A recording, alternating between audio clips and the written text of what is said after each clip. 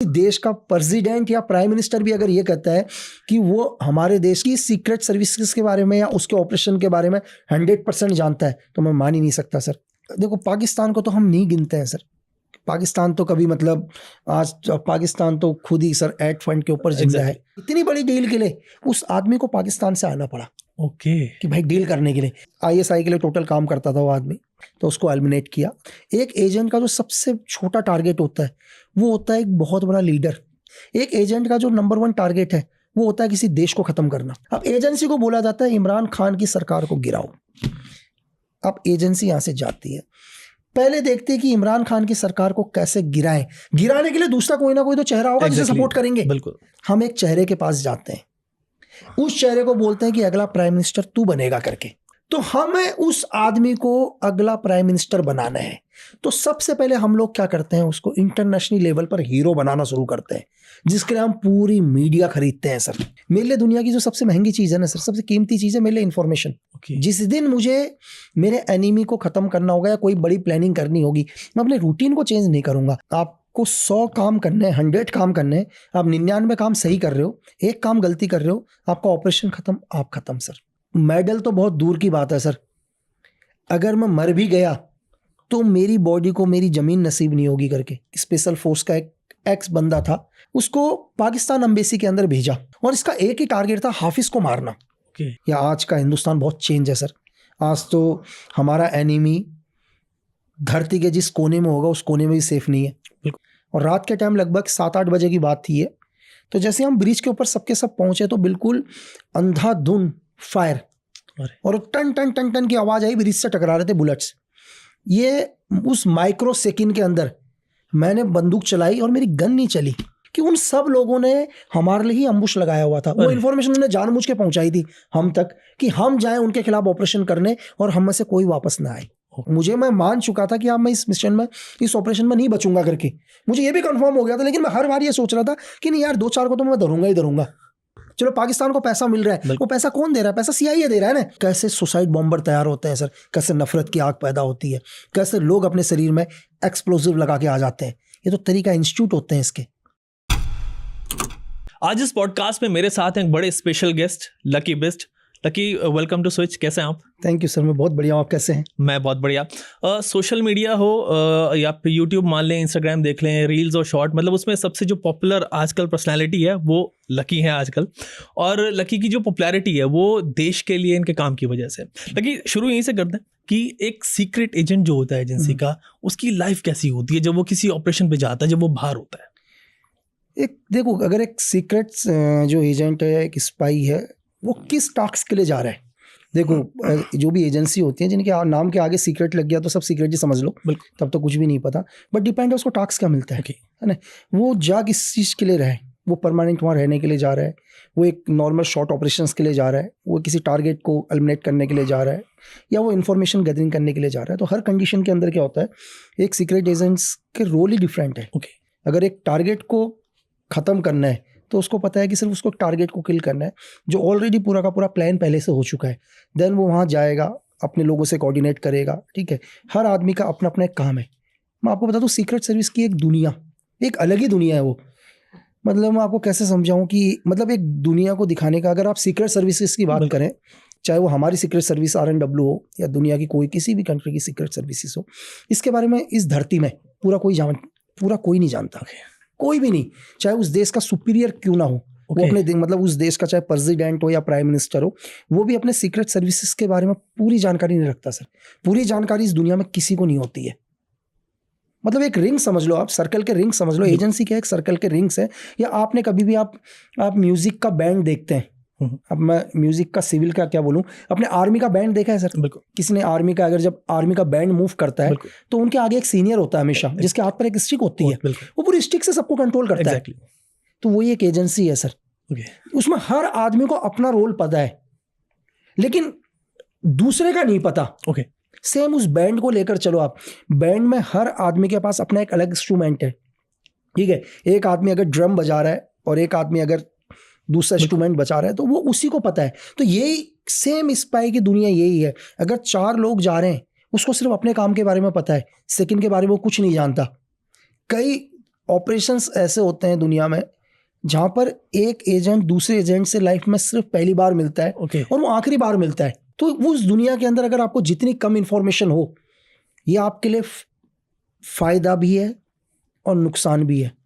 नुकसान इसलिए कभी कभी क्या होता है कि आपके पास पूरी इंफॉर्मेशन नहीं हो पाती, तो उसमें जैसे कुछ नए एजेंट होते हैं, धीरे धीरे तो मतलब सबको समझ में आ जाता है, तो उन लोगों को लगता है कि यार नहीं ये भी जानना चाहिए, ये भी चीज़ें होनी चाहिए करके, तो उसका खामियाजा उन्हें भुगतना पड़ता है सर। और अगर ज़्यादा इन्फॉर्मेशन आपको मिल गई तो वो भी आपके लिए नुकसानदायक है। अच्छा, कैसे?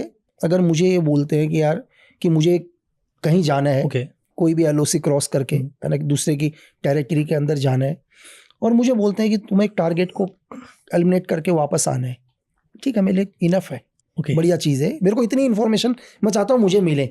अब लेकिन मुझे आप बोला जाता है और मुझे जानकारी मिलती है कि मुझे एक LOC के पार जाना है, वो पहले ही दिमाग में आता है देश बहुत खतरनाक है, एग्जैक्टली ठीक है, वहाँ बहुत बुरी मौत मारते हैं, तो फिर बोलेंगे कि टारगेट को मारते समय ध्यान रखना, उसे तू अकेला समझ रहा होगा, वो अकेला नहीं होगा, उसके कई सिक्योरिटी रिंग आसपास होंगे तो उसे नजर नहीं आ रहा होगा, फिर और ज्यादा एग्जैक्टली वो माइंड डाइवर्ट होने लगता है। मतलब आप धीरे धीरे आपको दुनिया के अंदर क्या होता है, देखो एक बच्चा है छोटा सा, आप एक बच्चे को आपने देखा होगा जिसे दुनिया का कुछ नहीं पता, उसके सामने से कोबरा भी निकलेगा ना, वो स्नेक को पकड़ लेगा, बिल्कुल, क्योंकि उसको पता ही नहीं है क्या है करके, और जिसको पता है कि स्नेक का असर क्या हो सकता है करके, कभी स्नेक के नजदीक नहीं जाएगा, वो एकदम डरेगा पहले। तो मैं यही आपको कहना चाह रहा हूं कि कई मायनों में अगर आपको पूरी जानकारी ना हो तो भी ज्यादा बेटर होता है। फाइन लगी, आपने पूरी तरह एक्सप्लेन किया। अभी आपसे पूछूंगा कि आपका जो पहला ऑपरेशन था एज एन एजेंट, तो उसके बारे में आप बताएं कि मतलब उस वक्त क्या फीलिंग आ रही थी जब आप जा रहे थे और फिर कैसे आपने उसको अंजाम दिया। सो देखो, जब एक्चुअली क्या है, जब पहली बार क्या होगा ट्रेनिंग मतलब कोई भी इंस्टीट्यूट हो दुनिया के, चाहे वो हमारे इंस्टीट्यूट हो, ठीक है, मतलब गवर्नमेंट के इंस्टीट्यूट हो या जो भी बच्चों के इंस्टीट्यूट होते हैं, इंस्टीट्यूट के अंदर और प्रैक्टिकल में धरती आसमान का फर्क होता है। जब हम लोग इंस्टीट्यूट में होते हैं तो हम बहुत बड़े बड़े ड्रीम देखना शुरू करते हैं। मुझे नहीं लगता कि दुनिया के अंदर कोई भी बच्चा किसी स्कूल के अंदर पढ़ता है, उन सबका एक ही ड्रीम होता है, मैं डॉक्टर बनूंगा, मैं पायलट बनूंगा, ये बनूंगा, नीचे तो सोच किसी की होती ही नहीं है। कभी किसी ने ये नहीं कहा होगा कि यार मैं एक कांस्टेबल बनूंगा करके, ठीक है, चाहे बाहर आने के लिए उसको एक कांस्टेबल बनने के लिए भी उसके जूते घिस जाएंगे। बिल्कुल। तो सोच अब की हमारी भी वही होती है कि यार हम आ गए कि हम पूरी दुनिया को हिला के रख देंगे, आप ठीक है, पूरे वर्ल्ड को हिला देंगे, पूरा टेररिज्म खत्म कर देंगे, ये इंस्टीट्यूट के अंदर होता है। लेकिन जैसे जैसे ट्रेनिंग होना शुरू होता है धीरे धीरे, ठीक है, तो थोड़ा थोड़ा समझ में आना शुरू होता है चीज़ें कि कितनी हार्ड है। जब हम लोग अपने इंस्टीट्यूटों से निकलते हैं तब पहली बारी ग्राउंड के अंदर, जीरो ग्राउंड में एक्चुअल आम हालात क्या हैं, अब आप इंस्टीट्यूट भूल जाओ, अब सब कुछ भूल जाओ, ट्रेनिंग रनिंग सब कुछ। मैं आपको ये बता रहा हूँ कि जब मैं पहली बार किसी ऑपरेशन के अंदर गया, फर्स्ट टाइम मैं जब ऑपरेशन में गया रियल ग्राउंड के अंदर, अब आप मुझे वो बोलो यार कि अभी तुझे ट्रेनिंग में मुझे बोलो यार लकी तुझे AK हो या M16 हो, XYZ कोई भी असॉल्ट राइफल हो, ठीक है, कोई भी सपोर्टिंग वेपन हो, इसको खोल के जोड़ना है, तो मैं टाइमिंग के अंदर सेकंड्स के अंदर हम लोग आंखों में पट्टी बांध के उस वेपन को पूरा खोल के दोबारा जोड़ देते हैं। ये मैं नहीं, हर एजेंट करेगा। अब आ जाता हूँ ग्राउंड पर। जब मैं ग्राउंड में पहली बार गया तो हम लोग भी अंडर ट्रेनिंग होते हैं, इंस्टीट्यूट से आए हैं और स्पेशल फोर्स या आर्मी के साथ हम लोग भी सीख रहे हैं कि एक्चुअल में आर्मी और स्पेशल फोर्स वर्क कैसे करती है CI ऑप्स के अंदर। जब हम पहली बार, जो मेरा फर्स्ट इंसिडेंट रहा, जो मतलब सीखने के लिए सिर्फ, ये मुझे अभी कोई टास्क नहीं दिया है, तो जब मैं पहली बार गया, जब एक ब्रिज के ऊपर, हम लोग एक ब्रिज के ऊपर थे, तो एनिमी ने वहाँ पर एक अम्बुश लगाया हुआ था पहले से ही। मतलब वो एनिमी ने ये देखा था कि हम पूरे के पूरे ब्रिज के ऊपर आ जाएं करके, और रात के टाइम लगभग 7-8 बजे की बात थी ये। तो जैसे हम ब्रिज के ऊपर सबके सब पहुँचे तो बिल्कुल अंधाधुंध फायर और टन टन टन टन की आवाज़ आई, ब्रिज से टकरा रहे थे बुलेट्स। ये उस माइक्रो सेकंड के अंदर मैंने बंदूक चलाई और मेरी गन नहीं चली। मैंने कहा मतलब मैंने गन चलाया, मेरी गन नहीं चल रही है। मैं बिल्कुल मतलब शॉक हो गया कि यार मेरी गन नहीं चल रही, मतलब क्या हो गया, गन को नहीं चल रही। मैंने मैगजीन उतारा, दोबारा मैगजीन लगाया, दोबारा गन को चला रहा हूँ तो गन चल नहीं रही है। तो थोड़ी देर के बाद, वहाँ ज़्यादा देर का अम्बुश नहीं हुआ, तो विदिन 2-3 मिनट का अम्बुश हुआ वहाँ पर। तो 2-3 मिनट के अंदर ही 250-300 राउंड फायर करा उन लोगों ने, ठीक है। उसमें एक कैजुअलिटी भी हुई, इंडियन आर्मी के एक सोल्जर को गोली भी लगी थी, पैर में लगी उनके, लेकिन वैसे कैजुअलिटी नहीं हुई, घायल हुए। तो उसके बाद जब मैंने देखा यार क्यों नहीं, तो मैं इतना शौक, ये सोचिए मैं कि पूरी ट्रेनिंग लेके आया हूँ और मैं ये भूल गया कि मुझे ट्रिगर दबाने से पहले कॉक करना है। मैं कॉक करना भूल गया अपने वेपन को। मतलब एक जब आप एक काम कर रहे हैं ना, अभी हम यहाँ पर नॉर्मली तरीके से हम एक पॉडकास्ट कर रहे हैं, बहुत फ्री माइंड है हम, बिल्कुल। हमारे यहाँ पर एक धमाका होगा ना सर, हम सब कुछ भूल जाएंगे। Exactly. आप यहाँ से एग्जिट भूल जाओगे, आपको निकलना कैसे है करके। ये मेरे साथ ही नहीं है, ये इंसान का फितरत है सर, मानव की। क्योंकि अभी हम बहुत नॉर्मल हैं, जो आपने कभी नहीं देखा। देखो ट्रेनिंग में हमने बहुत चीजें करी हैं, क्योंकि ट्रेनिंग में हमको पता है यार कि मैं फायरिंग कर रहा हूँ, कोई दिक्कत नहीं है, मैं जिन पर फायरिंग कर रहा हूँ ये टारगेट है, मेरे ऊपर रिफ्लेक्ट नहीं होगी फायरिंग। लेकिन वहाँ पहली बार हमने तो फायरिंग करी नहीं, पूरी गोलियां हमारे ऊपर ही आ गई। तो मतलब ये धीरे धीरे चीजें होती हैं। ये स्टार्टिंग था कि फर्स्ट टाइम हमने नॉर्मल, हमने रियल लाइफ के अंदर देखा क्या होता है करके। मतलब उस इंसिडेंट से 1 वीक के अंदर ये लगा लो कि अंधेरे से डर लगने लग गया बाहर की तरफ जाते समय, कुछ भी हो सकता है करके। कैंप से निकले हुए हम लोग 2 किलोमीटर भी नहीं पहुंचे। तो ये एक्सपीरियंस मेरे साथ, मतलब मैं अपनी ट्रेनिंग कंप्लीट करके आया और विदिन 1.5 महीने के अंदर या 2 महीने के अंदर ही हो गया। मतलब लकी, ये जैसे आप बता रहे हैं, मतलब एक मतलब मान लीजिए प्रेशर या जो भी कुछ रहा सिचुएशन, तो ये तो कितनी डेडली हो जाती होगी पूरे यूनिट के लिए। सर एक बच्चा है, आप देखो ना, चाहे आप सीक्रेट सर्विसेज बोलो या इंडियन आर्मी बोलो, एक 17 साल का बच्चा, बिल्कुल है ना। अगर आज भी आप देखो, शायद आई थिंक अभी तो शायद 17 से लेने लग गए, पहले तो एक टाइम 16 से लेते थे सर। क्योंकि जब तक आप कसम खाओगे तो आपकी एज 18 होनी चाहिए। आज के टाइम में मुझे लग रहा है कि यार 18 साल के लड़के को यहाँ दिल्ली में पता नहीं होगा उसको करना क्या है। बिल्कुल 20 साल के बाद तो सोचना शुरू करता मैंने अपनी लाइफ में करना क्या है। एग्जैक्टली ठीक है, एक 18 साल का बच्चा ऑपरेशन करने जा रहा है, बिल्कुल, है ना। तो और जो जिन लोगों ने उसके खिलाफ अम्बुश लगाया हुआ है या जो उसके ऊपर अटैक करने वाले हैं, हेवीली ट्रेन्ड है सर। वो भी एक्सपीरियंस है, बहुत पहले एक्सपीरियंस है उनको पूरा का पूरा।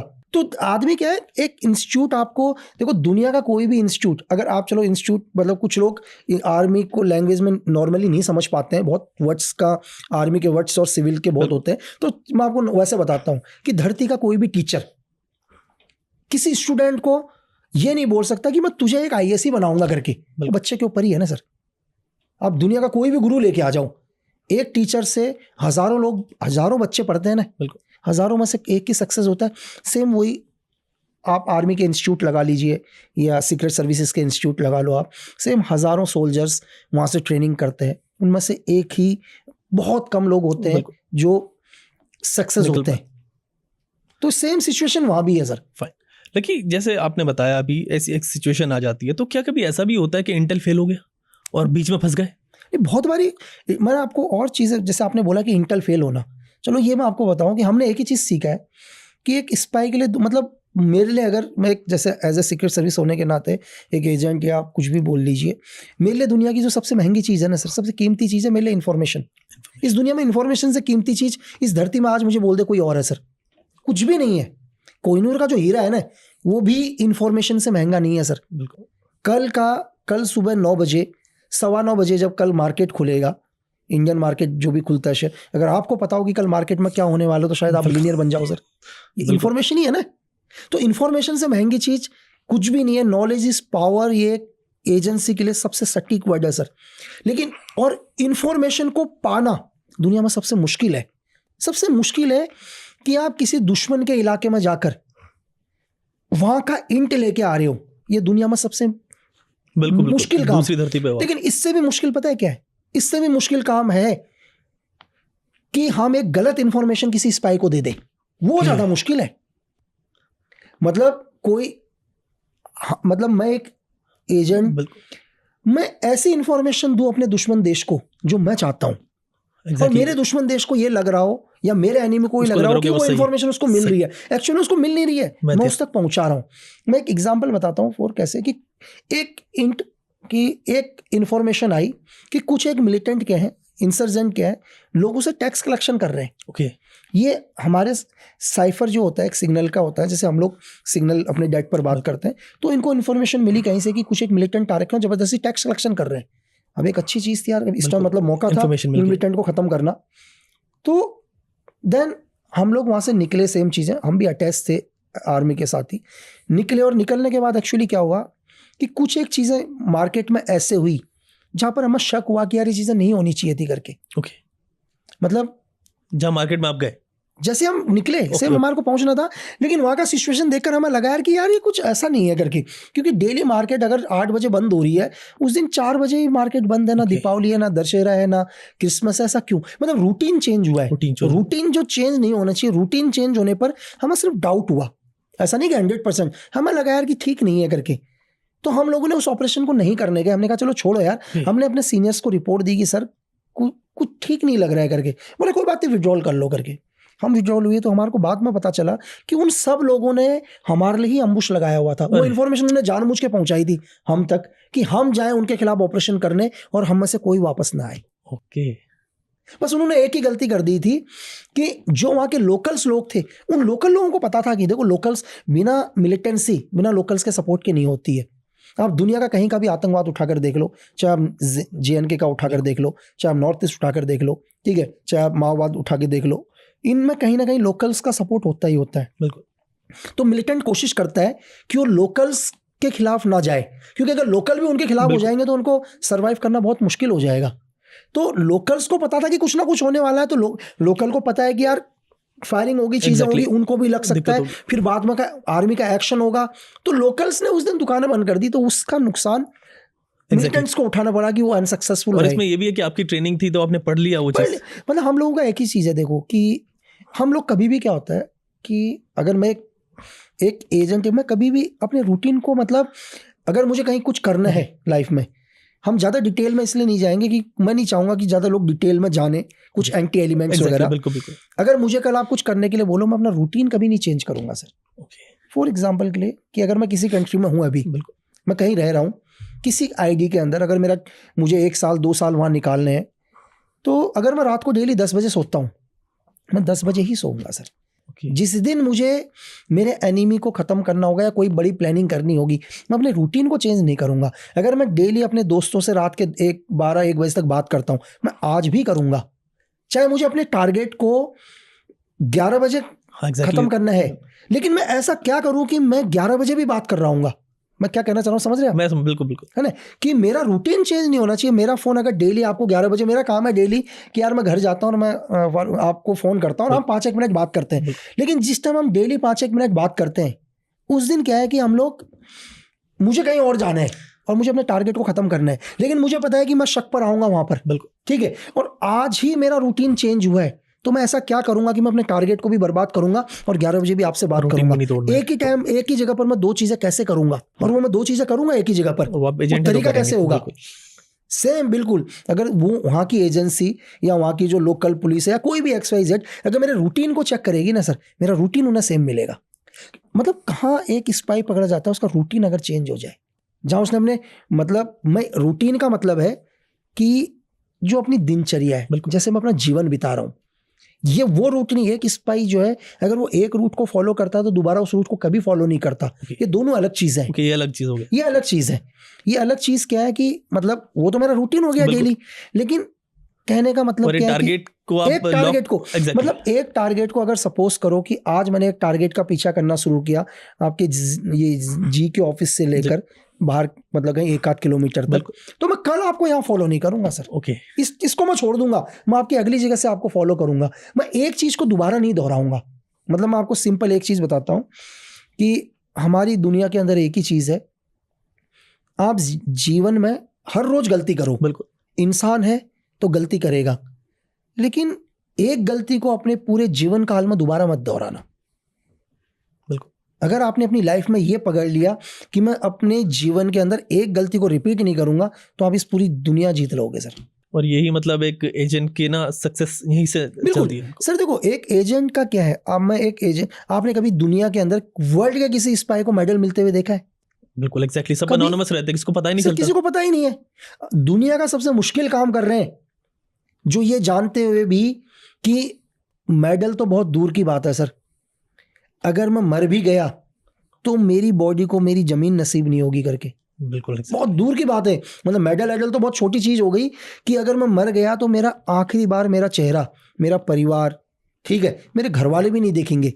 तो फिर भी वो इंसान 100% दे के अपना काम कर रहा है, तो आप उस आदमी की देशभक्ति तो जान ही नहीं सकते सर। वर्ड्स ही नहीं है उसके लिए, जिसको पता ही नहीं कि वो लौटेगा भी कभी नहीं, आज पहले चले जा रहा है। आज दुनिया के अंदर कोई भी आदमी हो, XYZ, क्यों ना मैं, ठीक है, अगर सपोज करो कि 2019 से पहले भी मुझे कोई नहीं जानता था, है ना, कि कौन है, किसी को नहीं पता था, मेरे पड़ोस में भी नहीं पता था। आज भी मतलब शायद अब तो एक मीडिया इसके थ्रू मतलब उन्होंने मुझे मेरा जो घर है, मेरा घर छोड़ के 3-4 मकानों को आप छोड़ो तो हम कभी आज तक फेस टू फेस नहीं मिले हैं कभी, लेकिन अभी इन्होंने देख लिया कि है करके। तो मुझे मेरे 4 लोग नहीं जानते थे मेरे मोहल्ले के अंदर। तो आज भी इस दुनिया में कहीं ना कहीं वर्ल्ड के किसी ना किसी कोने में, हमारे ही देश के नहीं, दुनिया के हर स्पाई मौजूद होंगे सर। अगर कोई देश मतलब बहुत तरक्की कर रहा है तो सिर्फ उस देश की इंटेलिजेंस की वजह से, अगर कोई देश धीरे धीरे बर्बाद हो रहा है तो उनकी इंटेलिजेंस फेलियर की वजह से सर। फाइन, लेकिन आपने अभी कहा कि मतलब आपके घर के आसपास के लोग भी आपको नहीं जानते थे, तो अभी अब जानते हैं, जो दोस्त लोग हैं पुराने जिनको नहीं बताया होगा, ऑफ कोर्स मतलब सीक्रेसी की वजह से नहीं बताते, तो अभी उनका क्या रिएक्शन होता है आपको देख के? वो तो शौक ही है ना सर, तो कोमा में है कई लोग तो आधे तो बोलते हैं भाई तेरे साथ तो हम कभी नेपाल भी चल दिए थे करके, है ना। मतलब अब भी उनको डर है मेरे से। अब उस टाइम उतना नहीं था, अब ज्यादा लगता है भाई, अब तो अब भी शक कर रहे हैं यार, तू करता नहीं करता कि भाई तू हमारे को कभी नेपाल लेके गया घुमाने के लिए, भी कहाँ लेके गया। तो अब बातें होती है, आदमी तो सोचता ही है ना चीजें, तो न्यूज में बोला यार हम तो बाल बच गए करके चीजें तो रिएक्शन तो होता ही है दोस्तों का सर। बिल्कुल। लेकिन जैसे अभी आप बता रहे थे, हम दूसरे देश में जब जाते हैं एजेंट्स वगैरह, तो वहाँ जिस टारगेट के लिए जा रहे हैं, जिस काम के लिए जा रहे हैं, तो वहाँ की पब्लिक को आइडेंटिफाई ना हो, बिकॉज एक देश से जा रहा है बंदा, दूसरे देश का बंदा है, उसका लुक अलग है, उसका बात करने का तरीका अलग है, हर चीज़ डिफरेंट है। तो वो कैसे ये चीज़ होती है कि यार उसको पता ना लगे, कितना सीक्रेसी उसमें मेंटेन करते हैं? आपको 100 काम करने, 100 काम करने, आप 99 काम सही कर रहे हो, एक काम गलती कर रहे हो, आपका ऑपरेशन खत्म, आप खत्म सर। मतलब इसमें 100 में से एक भी गलती माफी नहीं है। दूसरी चीज क्या है सर कि आप किसी भी देश के अंदर जा रहे हैं, आपकी आइडेंटिटी क्या है। अगर आप मुझे देखो तो मैं Nepal, north east, Thailand, China, यहाँ खप जाऊंगा कहीं भी नॉर्मली तरीके से। अगर आप मुझे अफगानिस्तान भेज रहे हैं, कहीं भी भेज रहे हैं, तो मेरे लिए बहुत डिफिकल्ट है। लेकिन उसके बाद भी मैं वहाँ किस आइडेंटिटी में जाता हूँ। सपोज करो अफगानिस्तान के अंदर कोई एरिया डेवलप हो रहा है ना, तो वहाँ पर मैं एक एज ए वर्कर बनकर भी जा सकता हूँ, एक लेबर बनकर भी जा सकता हूँ, ठीक है। लेकिन फिर मुझे उसके बाद क्या करना पड़ेगा? देखो मैं अपना एक वर्कर बनकर चला गया, एक कॉन्ट्रैक्टर बनकर चला गया, एक इंजीनियर बनकर चला गया, एक नॉर्मली, लेकिन मुझे अपनी खुद की एक इंटेलिजेंस की यूनिट खड़ी करनी है वहाँ, वो मेरे लिए सबसे मुश्किल है। ओके, अब मुझे खुद का नेटवर्क बनाना पड़ेगा। मैं आपको बताता हूँ कि एजेंसी की दुनिया क्या है। एजेंसी की दुनिया है सर्कल्स। हर सर्कल एक दूसरे सर्कल को क्रॉस करेगा। फॉर एग्जांपल के लिए जैसे हम ओलंपिक्स के जो राउंड्स देखते हैं, 4 राउंड देखते हैं, तो ये राउंड कंटिन्यू बनते रहते हैं, तो उसमें एक राउंड मेरा है, वो मेरी दुनिया है। अगर आपने मुझे पकड़ भी लिया या मुझे कभी टॉर्चर भी कर लिया, आप सिर्फ मेरी दुनिया को पकड़ पाओगे, उस पूरे सर्कल को कभी नहीं जैसे आपने कहा वो सारी इन्फॉर्मेशन किसी के पास भी नहीं होती। मैंने आपको भी बोला ना कि दुनिया के अंदर अगर किसी देश का प्रेसिडेंट या प्राइम मिनिस्टर भी अगर ये कहता है कि वो हमारे देश की या उस देश की सीक्रेट सर्विसेज के बारे में या उसके ऑपरेशन के बारे में 100% जानता है, तो मैं मान ही नहीं सकता सर।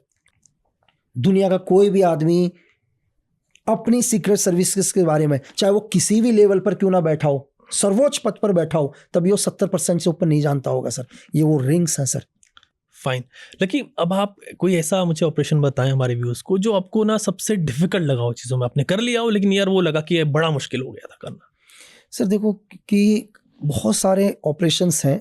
एक ऑपरेशन मैं आपको डिस्क्लोज करता हूँ क्योंकि जस्ट अभी हमारी एक बुक भी आ रही है अगली नेक्स्ट इसी कई ऑपरेशन पर। तो एक ऑपरेशन है सर, क्या है कि रिस्क था बहुत बड़ा कि हमें एक इंट मिला था कि यार हमारे जो जाली करेंसी हमारे देश के अंदर है, ठीक है, वो पाकिस्तान 2 रास्तों से एंटर भेज रहा है करके। एक अपना बंगाल का रूट यूज़ कर रहा है पूरा का पूरा, दूसरा नेपाल का रूट यूज़ कर रहा है पूरा का पूरा कंप्लीट करके। तो धीरे धीरे आपको मैं बताता हूँ कि एक बंदे हमारे को एक इन्फॉर्मेशन मिली, मतलब IB के थ्रू एक इन्फॉर्मेशन मिली एक आदमी के बारे में कि वो जाली करेंसी का काम करता है करके और बड़े लेवल पर करता है। लेकिन उस टाइम वो आदमी जेल के अंदर था। तो सबसे पहले हमने क्या किया कि उस आदमी तक हम पहुंचे, उससे दोस्ती करी। मैं भी 4 साल जेल रहा हूँ सर, बहुत सारी जेलें ट्रांसफ़र रही हैं, तो मेरी भी दोस्ती हुई। मैंने कहा यार मैं भी ऐसे, अब दोस्त देखो जेल के अंदर तो सर मेरे ऊपर भी मुकदमे लग रखे हैं, हत्याएँ लग रखी हैं, हत्या की प्लानिंग लग रखी है, ठीक है, तो मैं भी उसके लिए वैसा ही हूँ। तो मैंने उससे पूछ लिया, धीरे धीरे 2-4 दिन में दोस्ती हुई, भाई क्या करते हो करके। बोला यार भाई मैं तो फालतू फंस गया था करके जाली करेंसी में। चलो मैंने कहा ठीक है, मुझे तो पता है पूरा बैकग्राउंड, बिल्कुल एग्जैक्टली। और धीरे धीरे दोस्ती हुई, चीज़ें बैठना स्टार्ट किया, तो उसने बताना शुरू किया कि यार काम तो अच्छा है, पैसे भी अच्छे हैं, लेकिन क्या करूँ, पिछले 2 साल से मैं अंदर हूँ। तो हमने कहा यार कोई बात नहीं, मैंने कहा मेरी टीम है यार भाई, मिल के काम कर लेते हैं, ठीक है। और लेकिन ऐसा शेयर तेरे साथ करूंगा पूरा पैसा, धंधा ईमानदारी से होगा, क्योंकि दुनिया का देखो कोई भी 2 नंबर का धंधा ईमानदारी से वो सब ईमानदारी से करते हैं, 2 नंबर ईमानदारी होती है, पूरा ईमानदारी।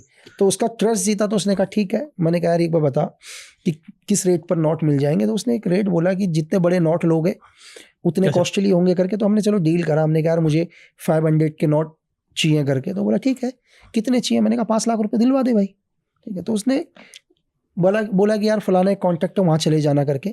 हमने, मेरे बंदों ने पहली डील करी और क्लियर हुई डील, पैसा मिला। हमारा काम था सबसे पहले उस पैसे को चेक करना कि ये रियल में ISI का पैसा है या नहीं है, क्योंकि करेंसी भी बहुत जगह चलती है सर, हर दुनिया के हर कोने में, हर जगह। आज हिंदुस्तान में भी कई लोग करेंसी बना रहे होंगे, लेकिन उस नोट के लगभग 42 या 41 फीचर्स मैच कर गए जो टोटल पार्क के साथ थे उसके। ऑलरेडी वो नोट्स पहले से हमारे पास थे, सीक्रेट सर्विस के पास। तो कंफर्म हो गया कि यार बेस्ट सेम नोट है करके, ये वही पैटर्न है करके। अब उसके बाद क्या हुआ, हमने डील को और बड़ा किया अंदर से, उसको पैसा मिल रहा हो खुश, उसका विश्वास तो कंटिन्यू साथ था। और उसके बाद हमने क्या किया, जस्ट और बड़ी डील करी। बड़ी डील करते करते अब हमारे को, लेकिन हम उस आदमी को चाहते थे जो हमारे टारगेट में था, जो हमारी लिस्ट के अंदर जो आदमी मिसिंग था, हमें वो टारगेट चाहिए था। तो लेकिन वो हम उसको डायरेक्ट भी नहीं जा सकते थे उसके पास। तो हमने एक बार बहुत बड़ी डील करनी चाहिए, बहुत ही बड़ी डील, जो पॉसिबल नहीं था कि कोई और करे। तो उसके लिए उन्होंने टाइम मांगा, और इतनी बड़ी डील के लिए उस आदमी को पाकिस्तान से आना पड़ा। कि भाई डील करने के लिए। उससे पहले विश्वास जीत चुके थे हम लोग, ठीक है। तो वो बंदा डील, अब लेकिन उसमें एक चीज़ और था सर, उसमें रिस्क बहुत तगड़ा था। कि यहाँ रिस्क सबसे बड़ा ये था कि कहीं गेम हमारा तो नहीं बज रहा है। एग्जैक्टली मतलब हमें ऐसा लग रहा है कि गेम एक कैसे, मैं आपको बताता हूँ कि गेम कैसे। एक बारी क्या हुआ, मैंने किसी को ये बोला कि यार मैं यहाँ से 7 बजे निकलूँगा या 10 बजे मैं यहाँ से निकलूँगा, और मैं गाड़ी के 2 हॉर्न बजाऊँगा, गाड़ी का एक हॉर्न बजाऊँगा, तुम अपनी गाड़ी मेरे पीछे लगा दोगे करके। मैं गाड़ी नहीं रोकूंगा, तुम मेरे पीछे गाड़ी चलाओगे, क्योंकि कुछ एक मिशन था। बिल्कुल। तो कंटिन्यू दिए हुए टाइम से, हमारे में टाइम की बहुत वैल्यू होती है। तो सेम जिस जगह से मैं निकला और मैंने गाड़ी का एक हॉर्न बजाया, और मैं देखता हूँ मेरे पीछे कोई गाड़ी ही नहीं है। अरे तो लेकिन अब ऑपरेशन चल रहा है सर, ऑपरेशन विड्रॉल नहीं हो सकता। अब यहीं से क्या हो गया, माइंड काम करना बंद हो गया, क्योंकि मुझे दिख नहीं रहा मैं, क्योंकि इस जगह से मेरे पीछे गाड़ी आनी चाहिए थी। मेरे पीछे क्या आनी चाहिए थी, गाड़ी आनी चाहिए थी। लेकिन मैं क्या देखता हूँ कि मैं 2, 4, 5 किलोमीटर दूर जाता हूँ, उसी रूट को मैं फॉलो कर रहा हूँ, और कुछ क्या देखता हूँ कि मैं जैसी हाईवे को पकड़ता हूँ, मेरी गाड़ी के पीछे 3 गाड़ियां लग जाती हैं। मेरा दिमाग काम करना बंद कि ये क्या हो गया करके, और मुझे दिख रहा है वो गाड़ी मेरे पीछे आ रही है करके, 3 गाड़ियां, ठीक है। मैं विड्रॉल नहीं कर सकता, अगर मैं विड्रॉल करूंगा तो मैं यहां से मरूंगा। बिल्कुल। और मुझे ये नहीं पता ये लोग कौन है करके, ये लोग हैं कौन। तब हमने उस ऑपरेशन को सक्सेस किया सर। वो अभी हम पहले वाले में दोबारा आएंगे। तो लेकिन इसके बीच में जो हमने डिस्टेंस मैंने ट्रेवल किया, 20-25 किलोमीटर का डिस्टेंस ट्रेवल किया, और इस 20-25 किलोमीटर के डिस्टेंस में मैं 100 बार ही मराऊंगा। बिल्कुल। क्योंकि मेरे पीछे वो गाड़ियां चल रही हैं, मैं गाड़ी रोक नहीं सकता, क्योंकि मेरे आगे भी एनिमी की गाड़ी चल रही है जिनका विश्वास मैंने जीता है, ठीक है। लेकिन जब क्या हुआ कि हम लोग दूर तक, जब मैंने उस ऑपरेशन को किया, और बाद में मुझे पता चला जो ये 3 गाड़ियां और हैं ये मेरे लोगों की गाड़ियां हैं। ओके। तो ऑपरेशन खत्म होने के बाद मैं बहुत गुस्सा हुआ उनके ऊपर, ठीक है। मैंने कहा यार भाई तुमने क्या हरकत करी करके ऐसे। तुम्हें उस जगह से मेरे पीछे आना चाहिए था। तो वो क्या बोले यार, वो बोले कि भाई कि हमें भी ट्रस्ट नहीं था तेरे ऊपर। अरे मतलब उन्हें भी मेरे ऊपर ट्रस्ट नहीं था। वो पहले ये चेक करना चाह रहे थे कि मैं अकेला ही हूं या मेरे पीछे भी कोई चीज़ है करके। तो लेकिन उनको मेरे ऊपर ट्रस्ट नहीं था। तो ये सोचो कि उस 25 किलोमीटर का जो सफ़र मैंने तय किया, मुझे ये नहीं पता कि मेरे पीछे कौन लोग चल रहे हैं रात के टाइम पर। मुझे सिर्फ गाड़ियों की लाइटें नज़र आ रही हैं, और मुझे पता है मेरे पीछे कुछ गाड़ियाँ चल रही हैं करके। और मुझे अब मैं हर बारी क्या सोच रहा हूँ कि जो सामने वाले को, एनिमी को हमने टारगेट करना है, इसके लोग पीछे, और गेम मेरा बच गया। सही, आप समझ रहे हैं? बिल्कुल बिल्कुल। तो मतलब ये कहना बहुत आसान है, वो जो सिचुएशन है, जो लगभग जो 1.5 घंटे का सफर या 2 घंटे का जो मैंने वक्त गुजारा है, उस 2 घंटे वक्त में हम 100 बारी मरे हैं सर। उसमें कुछ मिस्टेक हो जाती तो, अरे मिस्टेक मतलब मैं क्या, मुझे लगा, और मुझे पता था, मैं मान चुका था कि अब मैं इस मिशन में, इस ऑपरेशन में नहीं बचूंगा करके।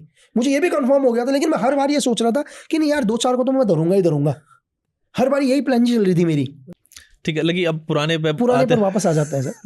तो बहुत मुश्किल से, मतलब बहुत पैसा खर्च करने के बाद, देखो कि इस, मैं आपको ये, लोग बहुत सारे बोलेंगे कि यार पैसा खर्च किया तुमने, तो मैं लोगों को ये बोलूँ सर कि इस धरती के अंदर इंसान पैसे की बहुत बड़ी अहमियत है दुनिया के हर देश के लिए।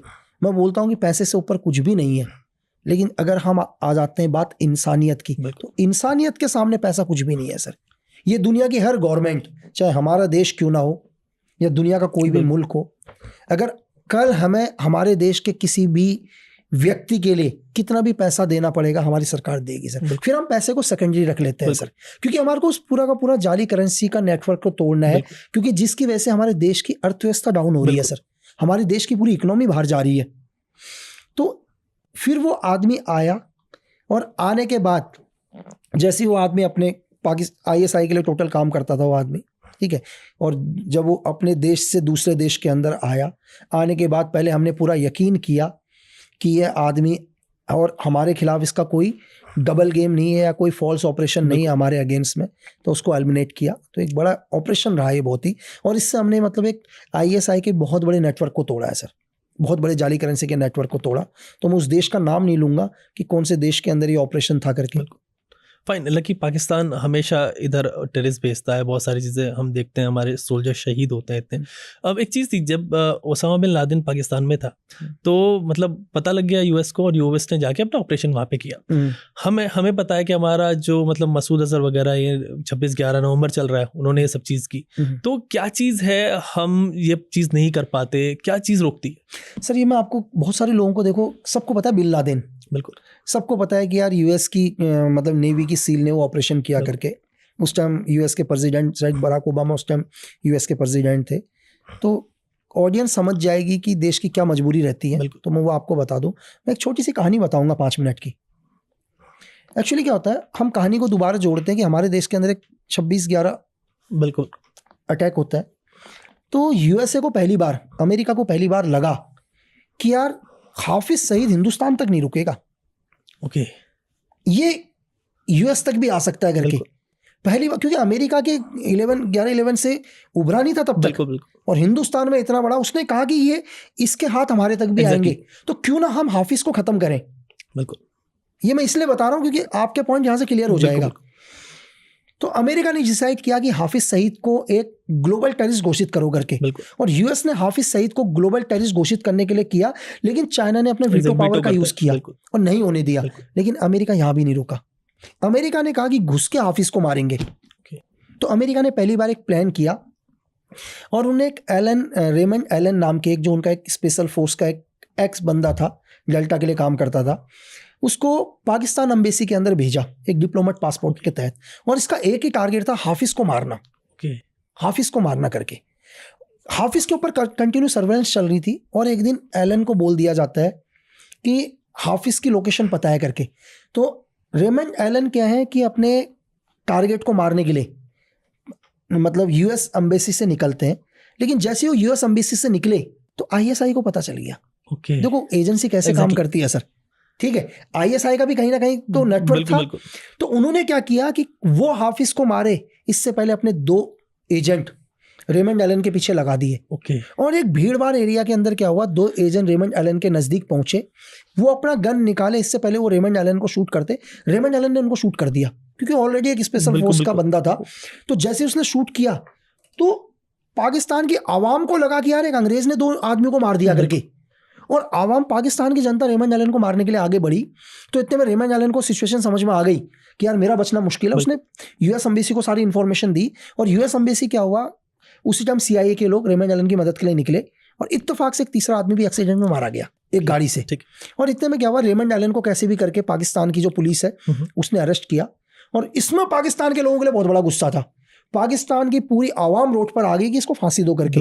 मैं आपको ये और बताऊंगा कि अगर लोग सर्च करेंगे तो लोगों को पता चलेगा कि यहाँ तक कि उस टाइम के जो वहाँ के विदेश मंत्री थे, उन्होंने तो एक स्टेटमेंट दे दिया था मीडिया को कि मैं कुर्सी छोड़ दूंगा लेकिन इसे फांसी में लटका के रहूंगा करके, ठीक है। ये सब सिचुएशन चल रही थी। और इसी के बीच में CIA को एक सबसे बड़ी इंफॉर्मेशन मिल गई जिसका वो कई सालों से वेट कर रहे थे।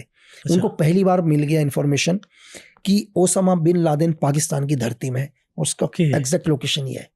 अब आप देखो सर, अब आ जाता है हमारी वाली सिचुएशन में। बिल्कुल। अब एजेंसी क्या करती है, एजेंसी डिसाइड करती है कि CIA डिसाइड करती है कि सर हम अपनी एक फोर्स को भेज के जो सेम बिन लादेन को किल करते हैं, लेकिन अब वहां की बराक ओबामा या वहां की जो गवर्नमेंट बोलती है नहीं, अगर हमने बिन लादेन को मारा तो हमारे रेमंड एलन को फांसी में चढ़ा दिया जाएगा करके। ठीक। अब आप पॉलिटिकल प्रेशर देखना सर, बिल्कुल। अब आप समझ रहे हैं ना, वो बोलते हैं कि जिसे हम कई सालों से ढूंढ रहे हैं करके, मतलब जिसे हम दुनिया के किसी भी कोने में मारने के लिए हम तब से वेट कर रहे हैं, आज जब वो हमारे सामने है हम उसे नहीं मार पा रहे। रीजन क्यों? क्योंकि हमारा एक एजेंट अंदर है, क्योंकि पाकिस्तान के ऊपर इस किलिंग से इतना बड़ा प्रेशर पड़ेगा कि पाकिस्तान रेमंड एलन को हाथों हाथ फांसी चला देगी, क्योंकि बिन लादेन को मारा है। क्योंकि भाई अब अपने देखो, सरकार को कुछ ना कुछ तो जनता को बोलना है ना, नहीं तो आम जनता बोलेगी यार क्या गवर्नमेंट हो करके, चलो हमारे देश के अंदर आके हमारे आदमी को मार दिया, हमारे देश में ऑपरेशन कर दिए, तुम कुछ नहीं कर रहे हो करके सरकार गिर जाएगी चीजें। तो होता क्या है, उन्होंने डिसाइड किया नहीं यार, चाहे बिन लादेन को हम मारे या नहीं मारे, लेकिन हमारा पहला टास्क क्या है, रेमंड एलन को बाहर निकालना। तो ये लगा लो आप कि उस केस के अंदर पहली बार पाकिस्तान के अंदर एक सरिया लॉ, आपको तो पता ही होगा, वो लाना पड़ा। और इस रेमंड एलन के केस में 27 एविडेंस थे, 27 गवाह थे जो रेमंड एलन के केस में थे, जो ISI ने मेन एक्यूज्ड बना रखे थे। और आज तक भी दुनिया में 21 आदमियों का कहीं पता नहीं चला कहाँ गायब है करके। ठीक है, आज तक मतलब वो पता नहीं कहाँ चले गए, जिनका आज तक कुछ नहीं पता। बाकी बचे 6 गवाह। तो 6 गवाहों को सरिया लॉ के तहत जो ब्लड मनी जो हम लोग बोलते हैं, ठीक है, पैसा देके, हाँ, वो देते हैं, उनको देके रेमंड एलन को बाहर निकाला। तो रेमंड एलन को बाहर निकालने में 90 दिन लग गए अमेरिका को। तो जो ऑपरेशन 90 दिन पहले होना था, शायद दुनिया को ये नहीं पता, वो ऑपरेशन 90 दिन के बाद हुआ था sir. Okay, Osama bin Laden वाला ऑपरेशन 90 दिन पहले होना था। तो जब अमेरिका जैसा एक सुपर पावर देश अपने सबसे बड़े दुश्मन को मारने के लिए रुक गया, तो बहुत बड़ी चीज़ें, जियोपॉलिटिक्स, बड़े लेवल पर बहुत सारी चीज़ें होती हैं जो आम जनता को नहीं पता होता। आम जनता तो हर रोज एक क्वेश्चन करती है कि भाई तुम दाऊद को क्यों नहीं मार रहे, तुम हाफिज को क्यों नहीं मार रहे, तुम मौलाना मसूद अजहर को। तो शायद जो समझदार लोग होंगे वो चीज़ें समझ जाएंगे कि जब अमेरिका ने अपने सबसे बड़े दुश्मन को मारने में डिले कर दिया, तो बहुत सारी चीज़ें होती हैं सर। फाइन, लकी जियोपॉलिटिक्स पे आपने बात की, इसी पे आते हैं। अभी ट्रम्प ऑलमोस्ट US के प्रेसिडेंट हो गए, तो उनकी प्रेसिडेंसी में अभी जैसे वो अब इस टेन्योर में आएंगे, तो क्या इम्पैक्ट पड़ेगा जियोपॉलिटिक्स पे और इंडिया पे, कंसीडरिंग के PM मोदी के एक तरीके से तो उनके अच्छे रिश्ते हैं PM, प्लस ऐसा नहीं है कि दिक्कतें नहीं है उनके टर्म में, उनके टर्म में पहले इशू भी आएगा। बिल्कुल बिल्कुल बिल्कुल सर। देखो, हम आ जाते हैं दोबारा की, हमें लगता है इस दुनिया में सर वॉर क्या है, आज वॉर चल रहे हैं, मैं इसको वॉर ही बोलूंगा डेली, इजराइल और ये चल रहा है इनका, इराक का, या आप क्या कहते हैं रशिया का बोल दो, आप यूक्रेन के साथ बोलो। सर ये वॉर को जन्म कौन देता है? ये वॉर को जो जन्म देने की जो शुरुआत है, वो दुनिया की एजेंसी जन्म देती है वॉर को। एक एजेंसी का टारगेट क्या है? अगर मेरे को कोई ये बोले कि यार, अगर मैं किससे बोलूं कि एक पुलिस का टारगेट क्या है सर, अगर आपसे क्वेश्चन पूछे क्रिमिनल, एक आर्मी वाले का टारगेट क्या है सर? टेररिस्ट। एक एजेंट का टारगेट पता है क्या होता है सर? बताएं। एक एजेंट के सिर्फ दुनिया में 3 ही टारगेट होते हैं, इससे आप समझ जाओगे। एक एजेंट का जो सबसे छोटा टारगेट होता है, वो होता है एक बहुत बड़ा लीडर। ओके, एक बहुत बड़ा लीडर, सबसे छोटा टारगेट एक एजेंट का। जो सेकंड नंबर का टारगेट आता है एक एजेंट का, वो होता है किसी ऑर्गेनाइजेशन को खत्म करना, पूरी ऑर्गेनाइजेशन को खत्म करना। एग्जाम्पल आप लिट्टे ले लो, आप ISIS ले लो, कोई भी। एक एजेंट का जो नंबर 1 टारगेट है, वो होता है किसी देश को खत्म करना। ओके, अब आपके लिए शॉकिंग हुआ यार, देश को कैसे खत्म करेंगे करके। बिल्कुल, एक एजेंट का ये टारगेट होता है पूरे देश को ही खत्म करना। देश को कैसे खत्म करना? आज हमारे पड़ोसी मुल्क में एक सरकार चल रही थी, बांग्लादेश के अंदर चीजें जो भी है, बिल्कुल एक नॉर्मल, कई टाइम से एक अच्छी सरकार चल रही थी। तो कुछ एक वेस्टर्न के लोगों को लगाया, जिसको भी लगा कि यार ये सरकार उनके लिए फायदेमंद नहीं है करके। इस सरकार की वजह से क्या हो रहा है, हिंदुस्तान के साथ अच्छे संबंध हो रहे हैं, व्यापार में हो रहे, चीजें हो रहे। हिंदुस्तान के अंदर क्या है, जितने भी अपने नॉर्थ ईस्ट के जो भी बॉर्डर्स हैं, वहां कई सालों से शांति बनी बैठी है। ठीक है, तो इससे शांति बनी बैठी है, इससे क्या हो रहा है, हिंदुस्तान तो तरक्की कर रहा है, हिंदुस्तान इससे क्या कर रहा है, तरक्की कर रहा है। अब एक एजेंसी को टारगेट देते हैं, खत्म कर दो इस देश को। मेरी बात समझे सर? बिल्कुल बिल्कुल। अब आप समझ गए होंगे, पूरे देश को खत्म। अब वो जमाना नहीं है कि ईस्ट इंडिया कंपनी आएगी और आपके देश को गुलाम बनेगी। ठीक है, मैं ये बोलूं कि दुनिया को ये पता ही नहीं चलेगा कि आपका देश गुलाम से भी बदतर है, उसको चला कोई और रहा है। हजारों किलोमीटर दूर बैठकर उस देश की सरकार को कोई और चला रहा होगा, ये भी एक तरह की गुलामी होती है। बिल्कुल, ये भी एक गुलामी है कि आपके बच्चे 200 रुपए लीटर दूध पीएंगे, 100 रुपए केजी आटा खरीदेंगे। बिल्कुल, ये भी गुलामी है, लेकिन ये गुलामी आपको नजर नहीं आ रही कि चला कौन रहा है करके, बड़ी पीछे से चल रही होती है, पीछे से चल रही है। मतलब अब आप टारगेट समझ गए बिल्कुल। कि अब आप आते हैं कि जैसे आपने बोला ट्रम्प का, हम उसी पॉइंट पर आ जाते हैं ट्रम्प के ऊपर। सर देखो, मैं सिर्फ बात एजेंसी की करूंगा, एजेंसी से आप जियो पॉलिटिक्स भी समझोगे। एजेंसी में क्या है ना सर, एजेंसी जो है, एक एजेंट का दुनिया में कोई दोस्त नहीं होता सर। ओके। अगर एक एजेंट से ये पूछो कि तुम्हारा कौन दोस्त है, तो बोलेगा सारी दुनिया मेरी दोस्त है। और अगर आप मुझसे ये पूछो कि यार तेरे दुश्मन कौन है, सारे, तो सारी दुनिया मेरी दुश्मन है सर। तो इसका एक ही मतलब है कि मैं इस धरती में मेरे सिवा किसी पर विश्वास नहीं करता सर, किसी के भी ऊपर नहीं। अगर आपने मुझे पानी पीने के लिए दिया, अगर वो पानी मेरे आंखों से ओझल हो गया, तो मैं उस पानी को नहीं पीऊंगा सर। तो आप बोलते हैं कि ट्रम्प के आने से रिलेशन अच्छे होने चाहिए सर। हम तो चाहें कि हमारा देश बहुत तरक्की करे। तो अब आपसे फिर मैं आप ही से क्वेश्चन बोलूंगा कि यूएस का सबसे बड़ा दुश्मन चाइना, रशिया सॉरी, हाँ, बैठे हैं बगल में। तो यूएस आपका दोस्त तो फिर रशिया आपका दुश्मन। एग्जैक्टली। अगर कहीं से फायदा तो कहीं से नुकसान। तो जो कुछ दिन पहले आपका दोस्त हुआ करता था, फिर वो आपका दुश्मन हो गया सर। तो इस दुनिया के अंदर अगर कि आपका कोई दोस्त नहीं है, आपका कोई दुश्मन नहीं है। देखो मैं आपको सिंपल तरीके से एक चीज बताऊं, बहुत छोटे तरीके से। एक मोहल्ला है, गांव घर का एक कॉलोनी है। वो कॉलोनी एक बहुत बढ़िया तरीके से जीवन अपना गुजारती है। बहुत सारे परिवार रह रहे हैं, सब खुशी। मतलब वहाँ एक परिवार का एग्जाम्पल लूंगा कि एक के घर में आज दबा के गाली गलौज शुरू हो गया। अब वो क्यों हुआ? वो इसलिए हुआ कि बेटा तू क्या कर रहा है, पड़ोसी का बेटा इंजीनियर बन गया साला। ओके, मेरी बात समझ रहे हैं? दूसरों के सुख से दुख होता है। मतलब उसको ये नहीं प्रॉब्लम कि उसका बेटा सही कर रहा है। आज उसके घर में इसलिए उछाल आ रखा है कि बेटा पड़ोसी के घर में क्या हो गया, एग्जैक्टली, इंजीनियर बन गया बेटा। तू क्यों नहीं बना? मतलब अरे पिताजी मेरी तो दिनचर्या से नहीं उसकी ज्यादा बेटर हो गई करके। मैं ये कह रहा हूं कि धरती के अंदर आपके पास खाने के लिए एक कुछ ना हो तब भी आपका चलेगा, लेकिन सामने वाला आपसे भी ज्यादा भूखा मरना चाहिए, है ना। आपको एक सूखी रोटी मिल जाए, बढ़िया है, वो फील होना चाहिए मैं उससे ऊपर हूं, मैं उससे ऊपर हूं करके। तो सर यही चीज है ऊपर। तो इस जियो मतलब इंटरनेशनल लेवल पर कभी कोई किसी का दोस्त नहीं है सर, कोई दोस्त नहीं। आज आपको क्या लग रहा है, अगर मैं बहुत सारे लोग क्वेश्चंस करते हैं कि चाइना हमारा दुश्मन, पाकिस्तान हमारा दुश्मन, बहुत सारे, बिल्कुल यही होता है क्वेश्चन है ना सर ये। लेकिन उन लोगों को मैं कि यार क्यों दुश्मन है, इस दुश्मनी के पीछे रीजन क्या है, कौन चाहता है दुश्मनी बनी रहे करके। चलो एक चीज और, जिस पाकिस्तान के टेररिस्ट के पास खाने के लिए रोटी नहीं है, इतने महंगे वेपन्स कहां से आ रहे हैं उनके पास। आज ये भी छोड़ दो, जो यूक्रेन महज 7 दिन के अंदर 24 घंटे के अंदर आत्मसमर्पण कर सकता था, बिल्कुल, शायद सेकंड बर्थडे बनने वाला है यूथ का, बिल्कुल है ना, दूसरा जन्मदिन आने वाला है, कंटिन्यू कैसे वॉर कर रहा है सर। एग्जैक्टली, कोई तो है पीछे से सपोर्ट मिल रहा है, पीछे कोई तो है ना सर। वो सपोर्ट कौन कर रहा है सर? तो आप ये एजेंसी का सर, आपने गैलेक्सी ब्रह्मा कहते हैं कि इस दुनिया के अंदर गैलेक्सी का किसी को नहीं पता, बिल्कुल, है ना। आप जाते जाओगे तो आपको एक नई गैलेक्सी कितनी सारी है, तो वही एजेंसी है सर। इन्फिनिटी कभी खत्म नहीं होगी है, कभी भी नहीं।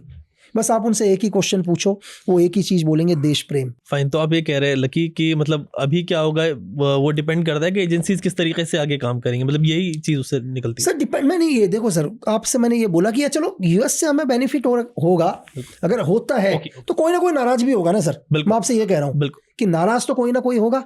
अब आपको किसको नाराज करना है सर? आप सबको खुश नहीं कर सकते हो। देखो इस देश के अंदर सर, कि अगर आप ये चाहो कि आप दुनिया में सबको खुश करो, ये पॉसिबल ही नहीं है सर। धरती के अंदर कोई ना कोई तो होगा जो आपसे नफरत करेगा। बिल्कुल। इस देश में हर कोई गांधी से प्यार करता था सर। एग्जैक्टली। किसी को गांधी पसंद नहीं थे, किसी को तो थे सर।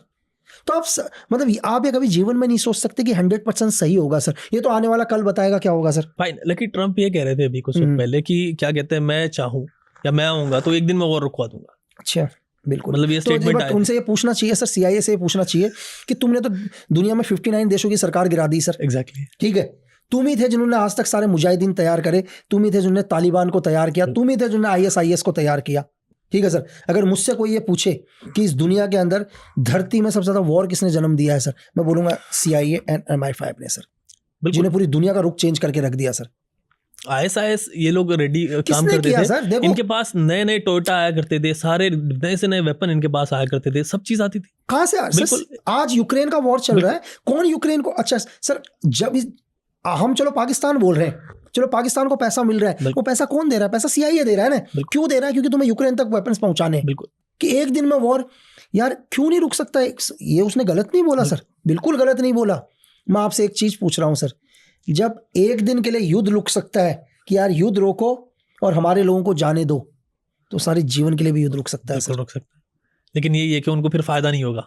सर आपसे आपकी कोई भी दुकान है, कपड़ों की दुकान हो, मिठाई की दुकान हो, आप क्या चाहोगे सर? मिठाई लोग खाएं। आप चाहोगे कपड़े लोग पहने। यहाँ तक कि आपका हॉस्पिटल भी है तो आप डेली आरती उतारोगे, यार इमरजेंसी फुल रहे करके, भरा हुआ रहे, कम से कम 10-12 लोग तो ICU में पड़े रहें, ठीक है। तो जब आप हथियार बना रहे हो सर, आप क्या चाहोगे दुनिया के अंदर? सब हथियार बिके मेरे, हथियार बिके सर। एक छोटा सा गेम समझाता हूँ। होता क्या है कि मेरी एक आर्म फैक्ट्री है, एग्जाम्पल के लिए, मेरी ये हथियारों की फैक्ट्री, और मैं किसी देश से बोलता हूँ कि यार मेरे हथियार ले लो, तो देश बोलता है यार मुझे ज़रूरत नहीं है, मेरे वहाँ बहुत अमन और शांति है। मैं कहता हूँ ठीक है भाई, तुम्हारे देश में अमन शांति है तो अच्छी बात है। अब मैं कहता हूँ एक काम करो यार, कुछ एक लोगों को कि मैं तुझे फ्री में हथियार देता हूँ, मैं फ्री में दे रहा हूँ हथियार। मैंने कुछ एक लोग इकट्ठे करे और मेरे जो वेपन जिनको बनाने में पैसा लगा है, मैंने उनको फ्री में हथियार दिए, दबा के हथियार दिए और साथ में पैसा भी दे दिया। अब उन लोगों ने क्या कर दिया? तबाही मचाना शुरू किया उस देश में। अब वो देश मेरे पास आया, भाई हथियार दो।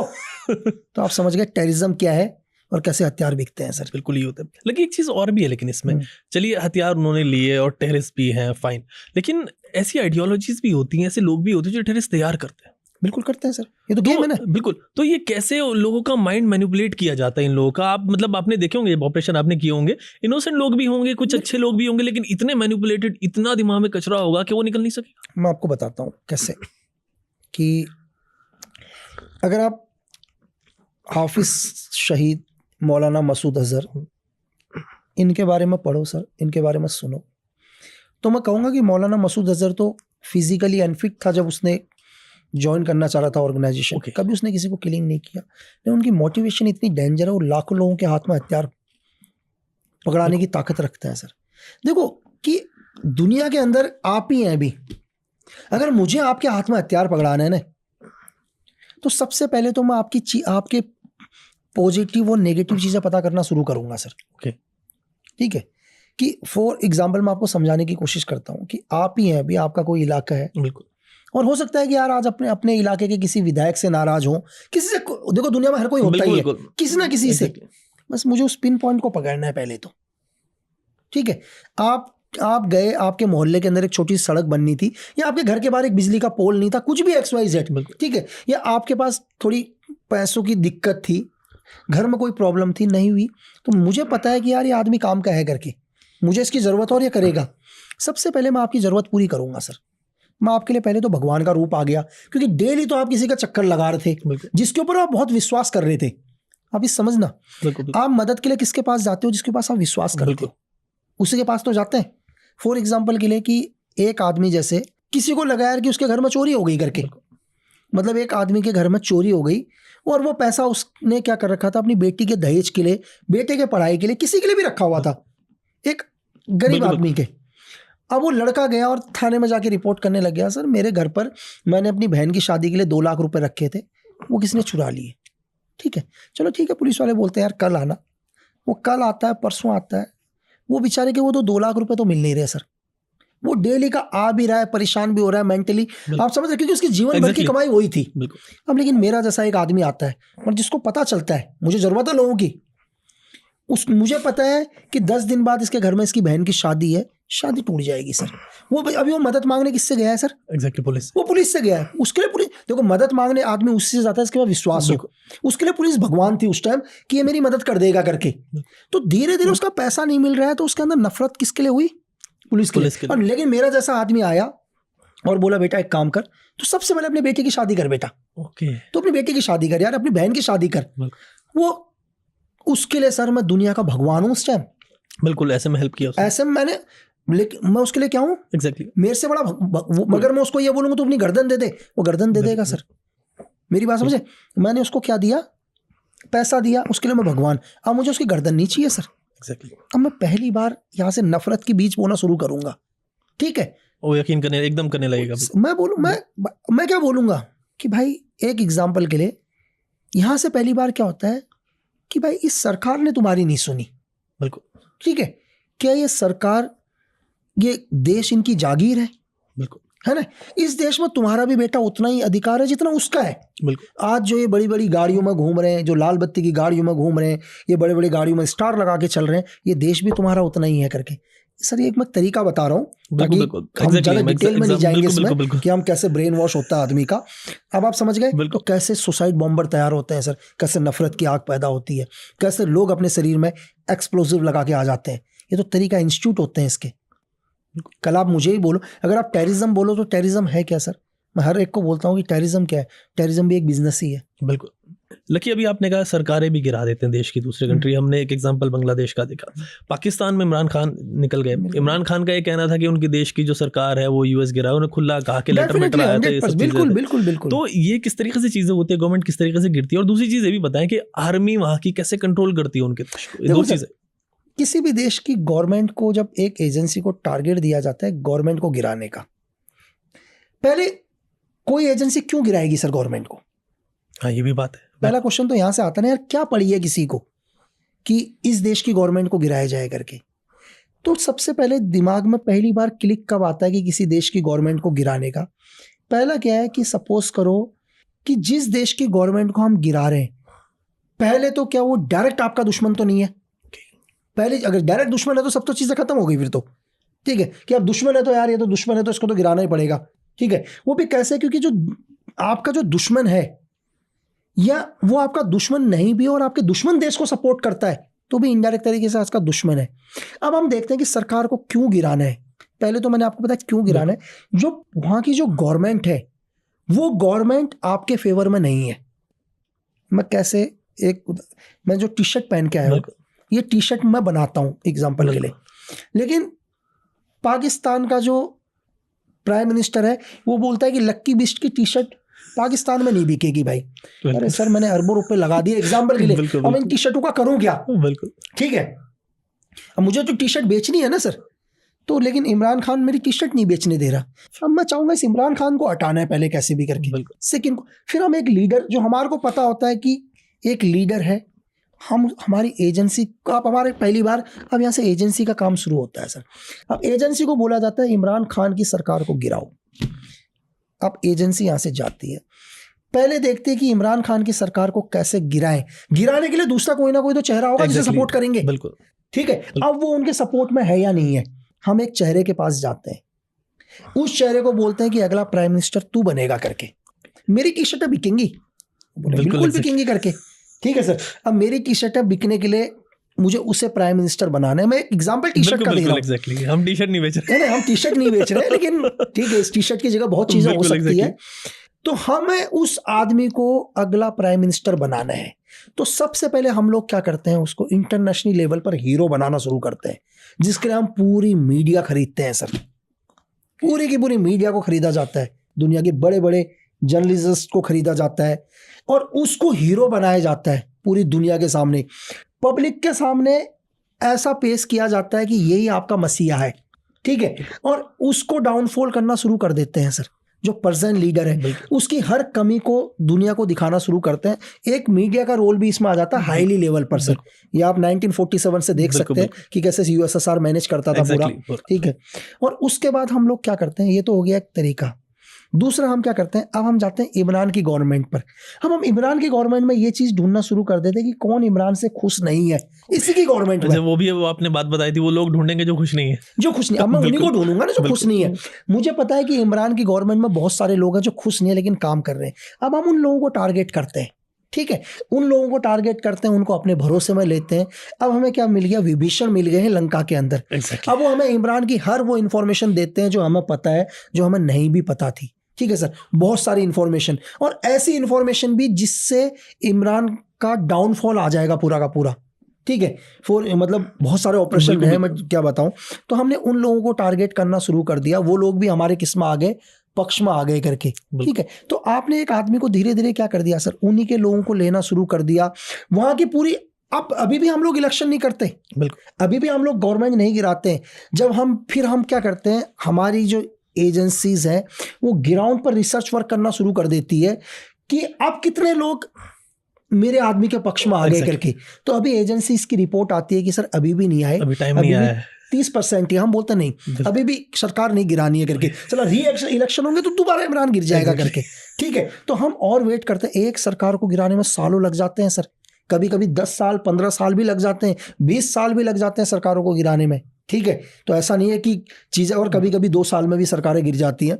तो जब बहुत सारे सिनेरियो, बहुत सारी, मतलब अब इसमें आप हनी ट्रैप से लेकर एवरीथिंग सब कुछ मान लो, ठीक है। उसके बाद हम लोग क्या करते हैं, कई बार इस इमरान की जितनी भी फंडिंग होगी या इनके लीडर्स की जितनी भी फंडिंग होगी, उन सब फंडिंग को विदेश में ही रोक दिया जाता है, ठीक है। मैं इसका एक छोटा सा उदाहरण भी आपको समझाऊंगा कैसे करके, कैसे इजराइल ने एक देश को ही खत्म कर दिया था करके। तो अब फिर इंटेलिजेंस की रिपोर्ट आती है कि अभी इमरान का बिल्कुल डाउनफॉल हो गया है सर, इसके पास पैसा भी नहीं है, लोग भी इसके पक्ष में नहीं है, ठीक है। ये सही टाइम है इलेक्शन कराने का, कट से सरकार गिरा के इलेक्शन कराया जाता है और अपने आदमी को खड़ा किया जाता है सर। बिल्कुल, इस तरीके से चीजें। और ये एक नॉर्मल बताया, इसके बीच में धमाके भी होंगे, लोग भी मरेंगे, वो एक सेकेंडरी है, बिल्कुल बिल्कुल, ठीक है। कई कई जगह धमाके भी होंगे, लोग भी मरेंगे। लोग किसके खिलाफ भड़केंगे सर? लोग तो प्रेजेंट गवर्नमेंट के खिलाफ भड़केंगे ना यार, कि धमाके हुए हैं तो जिम्मेदारी तो आपकी थी ना। बिल्कुल। तो कई बार तो सिचुएशन ऐसे होते हैं जिनको फॉल्स ऑपरेशन भी कहा जाता है सर। जैसे ये फॉल्स ऑपरेशन क्या होता है? अपने ही लोगों को मरवा देते हैं सर। ओके, मतलब फॉर एग्जांपल कि अभी पाकिस्तान ने एक फॉल्स ऑपरेशन किया, अपने ही लेफ्टिनेंट कर्नल को मरवा दिया सर, और नाम किसके ऊपर लगा दिया? बलोच आर्मी के ऊपर। अच्छा, क्योंकि उन्हें बलोच के खिलाफ एक्शन करना है ना। अब एक्शन कैसे करेंगे? अपने ही लेफ्टिनेंट कर्नल को मारा और बोला कि बलोच ने मारा है करके, और एक्शन बलोच के ऊपर किया। तो मतलब मैंने आपको बोला सर कि ये वो गैलेक्सीज की जितनी परतें खोलोगे कभी खोल ही नहीं पाओगे, कभी खोल नहीं पाएंगे। आप एक इजराइल के किसी देश के एग्जांपल बता रहे थे। एक्चुअली क्या हुआ कि इजराइल को एक देश के बहुत बड़े बिजनेस टाइकॉन को ख़त्म करना था। तो इजराइल को पता था कि ये जो बिजनेस टाइकॉन है ये पूरे एक मिलिटेंसी ग्रुप को सपोर्ट करता है। तो सबसे पहले इन्होंने क्या किया सर? इन्होंने दुनिया में बहुत सारी अपनी कंपनीज खोली। इजराइल ने बहुत सारी कंपनीज खोलने के बाद उस बिजनेस टाइकॉन से मिले और उसको बोले कि हम भी आपके साथ बिजनेस करना चाहते हैं करके, ठीक है। हम आपको आप हमारी कंपनी के साथ इन्वेस्ट करो और हमारी कंपनी के साथ आपको इतना बेनिफिट होगा। तो उस बिजनेस टाइकॉन ने क्या किया, उन कंपनियों के बारे में पता किया।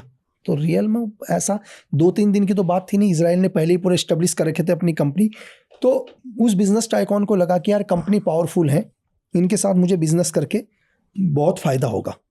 और उस बिजनेस टाइकॉन ने उन कंपनियों में पैसा इन्वेस्ट किया, और इन्वेस्ट करने के साथ इजराइल ने उसे दबा के प्रॉफिट दिया, बहुत प्रॉफिट दिया। वो बहुत खुश हुआ कि उसको एक अच्छा प्रॉफिट मिला करके। फिर उसने क्या किया, और दबा के पैसा फंड लगाया बहुत। फिर सेकेंड टाइम भी इजराइल ने उससे इतना प्रॉफिट दिया उतना सोच नहीं सकता था। तीसरी बारी उसने अपना 90% पैसा लगा दिया और इजराइल गायब हो गया सर।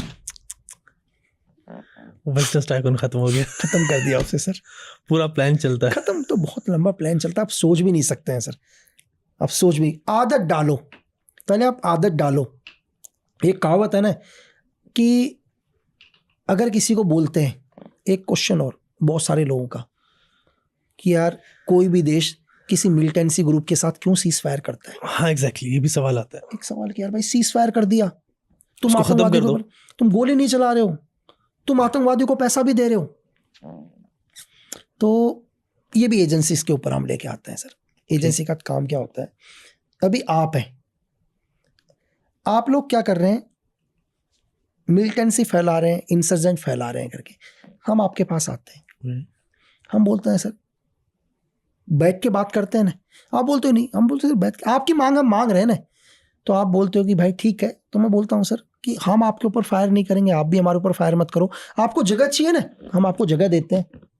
हमने आपको एक जगह दी, आप सिक्योर। हम बोलते हैं कि सर हम आपके कैंप के नज़दीक भी नहीं आएंगे, आपको जो करना है करो, लेकिन कुछ एक शर्त है हमारी भी मान लो उसके लिए। हम आपकी इतनी शर्तें मान रहे हैं, हमने आपको कैंप दे दिया रहने के लिए, आप रहो, जो आपने करना है करो, हम आपके नज़दीक नहीं आएंगे। लेकिन कुछ एक चीज़ें हमारी भी मान लो। तो आप बोलते हो, आप बोलोगे क्या? मैं बोलूँगा सर आप एक काम करिए, अब आप रिक्रूटमेंट बंद कर दो। बिल्कुल नहीं, रिक्रूटमेंट कम कर दो। तो आप और हम बोलेंगे सर और टैक्स कलेक्शन करना बंद कर दो लोगों से। तो आप बोलोगे यार टैक्स से तो हमारा धंधा चलता है। हम बोले हम पैसा देंगे ना सर, पैसा हम दे रहे हैं आपको। तो उनको लगता है यार कि ये पैसा दे रहे हैं। मैं बोलता सर आपके जितने लोग हैं आप लोग बताओ ना, आपकी फौज के अंदर या आपके जो भी आप जिसको आप अपनी आर्मी बोलते हैं, आप इंसर्जेंट ग्रुप है, चलो आप भी अपने आप को अपनी आर्मी बोलते हैं ना, आपके सपोज करो 1000 लोग हैं, हम बोलते हैं सर 1000 लोगों को हम दे रहे हैं ना तनख्वाह, 1000 रुपए के हिसाब से दे रहे हैं, लेकिन उसके लिए है कि लेकिन आप एक आदमी नहीं बढ़ाओगे आगे। तो बोलते हो ठीक, अब आप भी बिल्कुल यार कि हम आगे नहीं बढ़ाएंगे करके, तो आप भी उस शर्त को मान लेते हो। ये दुनिया की एजेंसीज करती हैं, तो उनकी ग्रोथ रुक जाती है। ग्रोथ अब क्या हो गया, हम आपको पैसा दे रहे हैं सर, ग्रोथ से भी बहुत बड़ी चीज, ओके, आप डेली आदत डाल रहे हैं बैठ के खिलाने की। आप किसी इंसान को कहते हैं ना कि एक बाप अपने बेटे को हमेशा गाली देता है, या एक पत्नी अपने पति को गाली देती है, साले तो कुछ नहीं करता, वो कुछ नहीं कर, क्योंकि उसको आदत हो गई है घर में खाने की सर। अब वो चाहकर भी कल अगर उसको लड़ाई करनी होगी तो रूटीन टूट चुका है। वो पहले जंगलों में रहता था, ठीक है, वो डेली चलता था 20-20, 25-25 किलोमीटर, ठीक है, ऑपरेशन करने की उसकी आदत थी। अब वो कई सालों से बैठ के खा रहा है सर, तोड़ दिया। तो बहुत लंबी, हम ज्यादा डिटेल पर नहीं जाएंगे, हम सरफेस पे बता रहे हैं, लेकिन वो बता रहे हैं जो उसकी वजह क्या होती है। लेकिन कभी ऐसा हुआ कि मतलब जैसे अभी मैं पूछ रहा था, उसको एक्सटेंड करूंगा कि कोई ऐसा बंदा मिला हो जो टेररिस्ट है और वो फिर बाद में सरेंडर उसने किया हो कि यार और ये सब चीज, तो वो कोई एक एक्सपीरियंस शेयर करें? बहुत सारे, मतलब मैं आपको ये भी बोलूं कि बहुत सारे, अगर आप इंडिया के नॉर्थ ईस्ट में चले जाओ या JNK की STF में चले जाओ, आप वहाँ के SOG में चले जाओ, बहुत सारे मिलिटेंट है जो आज देश के लिए काम कर रहे हैं सर। बिल्कुल काम कर रहे हैं गवर्नमेंट के साथ। अब नॉर्थ ईस्ट में चले जाओ, सच्चा इंडियन आर्मी हो, इंडियन आर्मी के साथ मिलकर काम करते हैं। आप वहाँ की एक मणिपुर की एक बहुत अच्छी पुलिस फोर्स है। अगर आप मुझसे पूछो कि हिंदुस्तान की मुझे एक सबसे डेंजर पुलिस फोर्स कहाँ से, किसकी लगी सबसे डेंजर, तो मैं बोलूँगा मुझे मणिपुर कमांडो से डेंजर इंडिया में कुछ नहीं लगता सर। उनसे खतरनाक मेरी नज़र में कोई भी नहीं है, इतने डेंजर हैं वो लोग। कैसे लगी? मतलब मणिपुर का जो एक मिलिटेंट, जो एक इंसर्जेंट है, वो जितना आर्मी से नहीं डरता उससे ज्यादा काम जाता है मणिपुर कमांडो से सर। क्योंकि मणिपुर कमांडो में 99% टेररिस्ट हैं, सलेंडर है सारे के सारे। ओके, तो लोग काम करते हैं। मतलब जब एक इंसान के समझ में आ जाता है उनका गलत यूज हो रहा है करके, बिल्कुल गलत यूज हो रहा है, उन्होंने वेपन, देखो सर एक लाइन का ही तो फर्क है। Exactly. एक लाइन का ही फर्क है कि देखो वेपन तो मैंने भी उठाया ना सर, वही काम इधर हो रहा है, वो इधर हो रहा है, लेकिन मैंने वेपन अपने देश के हित में उठा रखा है, उन्होंने देश के खिलाफ उठा रखा है। सिर्फ सोच का फर्क है, सोच बदलनी। जिस दिन सोच बदल जाएगी आप सही रास्ते पर आ जाओगे। लकी, अब हम बात करते हैं अपने ट्रम्प पे आए थे, हम कनाडा की भी बात करते हैं, जियो पॉलिटिक्स को हम थोड़ा टच कर रहे हैं। तो कनाडा आजकल बड़ा हॉट टॉपिक चल रहा है, और वहाँ के जो गवर्नमेंट है बड़े मतलब आरोप हम पे लगा रहे हैं कि जी हमारे एजेंट्स हैं वहाँ पे। तो क्या कनाडा में हमारे एजेंट्स होते हैं? सर देखो, मैं एक चीज बोल रहा हूँ कि दुनिया के अंदर हर देश के अंदर स्पाई होते हैं। मैं इस चीज से डिले नहीं करूंगा कि क्या कनाडा के नहीं होंगे सर, क्या CIA के नहीं होंगे, क्या MI5 के नहीं होंगे, MSS के नहीं होंगे, मोसाद के नहीं होंगे, ISI के नहीं होंगे, FSB के नहीं होंगे, होंगे तो सबके ही ना सर, सबके होंगे। लेकिन ये कहाँ कह रहे हैं कि तुम्हारे देश के अंदर जो किलिंग्स हो रही हैं वो हम ही मार रहे हैं। दूसरा क्या है सर, वहाँ के जो प्रेजेंट गवर्नमेंट के प्राइम मिनिस्टर हैं उनको एक चीज़ क्लियर पता है। एक चीज़ क्या है कि अगर मैं इन लोगों का साथ दूंगा खालिस्तानियों का, तो उनका बहुत बड़ा वोट बैंक है सर। बिल्कुल, मेरी बात समझ रहे हैं? वो क्या कह रहे हैं कि भाई तुम मेरे लिए इतने प्यारे हो कि मैं हिंदुस्तान से दुश्मनी ले लूंगा। एग्जैक्टली, वो कह रहे हैं कि मुझे तुम चाहिए, हिंदुस्तान नहीं चाहिए। ये सिर्फ इलेक्शन तक, क्योंकि तुम्हारा वोट मुझे चाहिए। तो उनको क्या लग रहा है यार, एक ऐसा लीडर है जो हिंदुस्तान से दुश्मनी लेने के लिए रेडी है, क्योंकि उसको अपने वोट चाहिए सर। कह रहा है मैं तुमसे बहुत प्यार करता हूं करके। एक तो बड़ा गेम है सर, बड़ा लेवल का गेम। बिल्कुल, ठीक है। और सर देखो, कोई भी मिलिटेंट हो, खालिस्तान एक मिलिटेंट, तुम्हारे को भाई एक अलग खालिस्तान चाहिए। दुनिया में तुम्हारे बहुत दुश्मन है यार, हम ही मार रहे हैं इस चीज का। बिल्कुल, इस चीज का क्या प्रूफ है कि हम ही मार रहे हैं करके?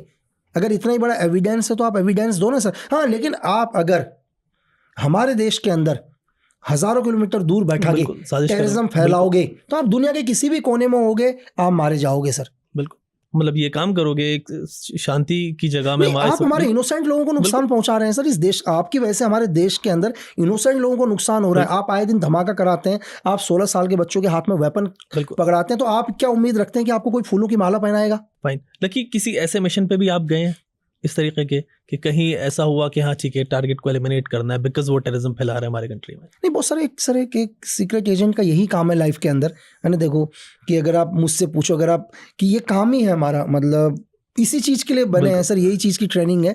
जैसे कि कोई बहुत सारे लोग बोलते हैं मेरे से कि यार कि भाई वहाँ तो आर्मी ने फायर मार दिया करके।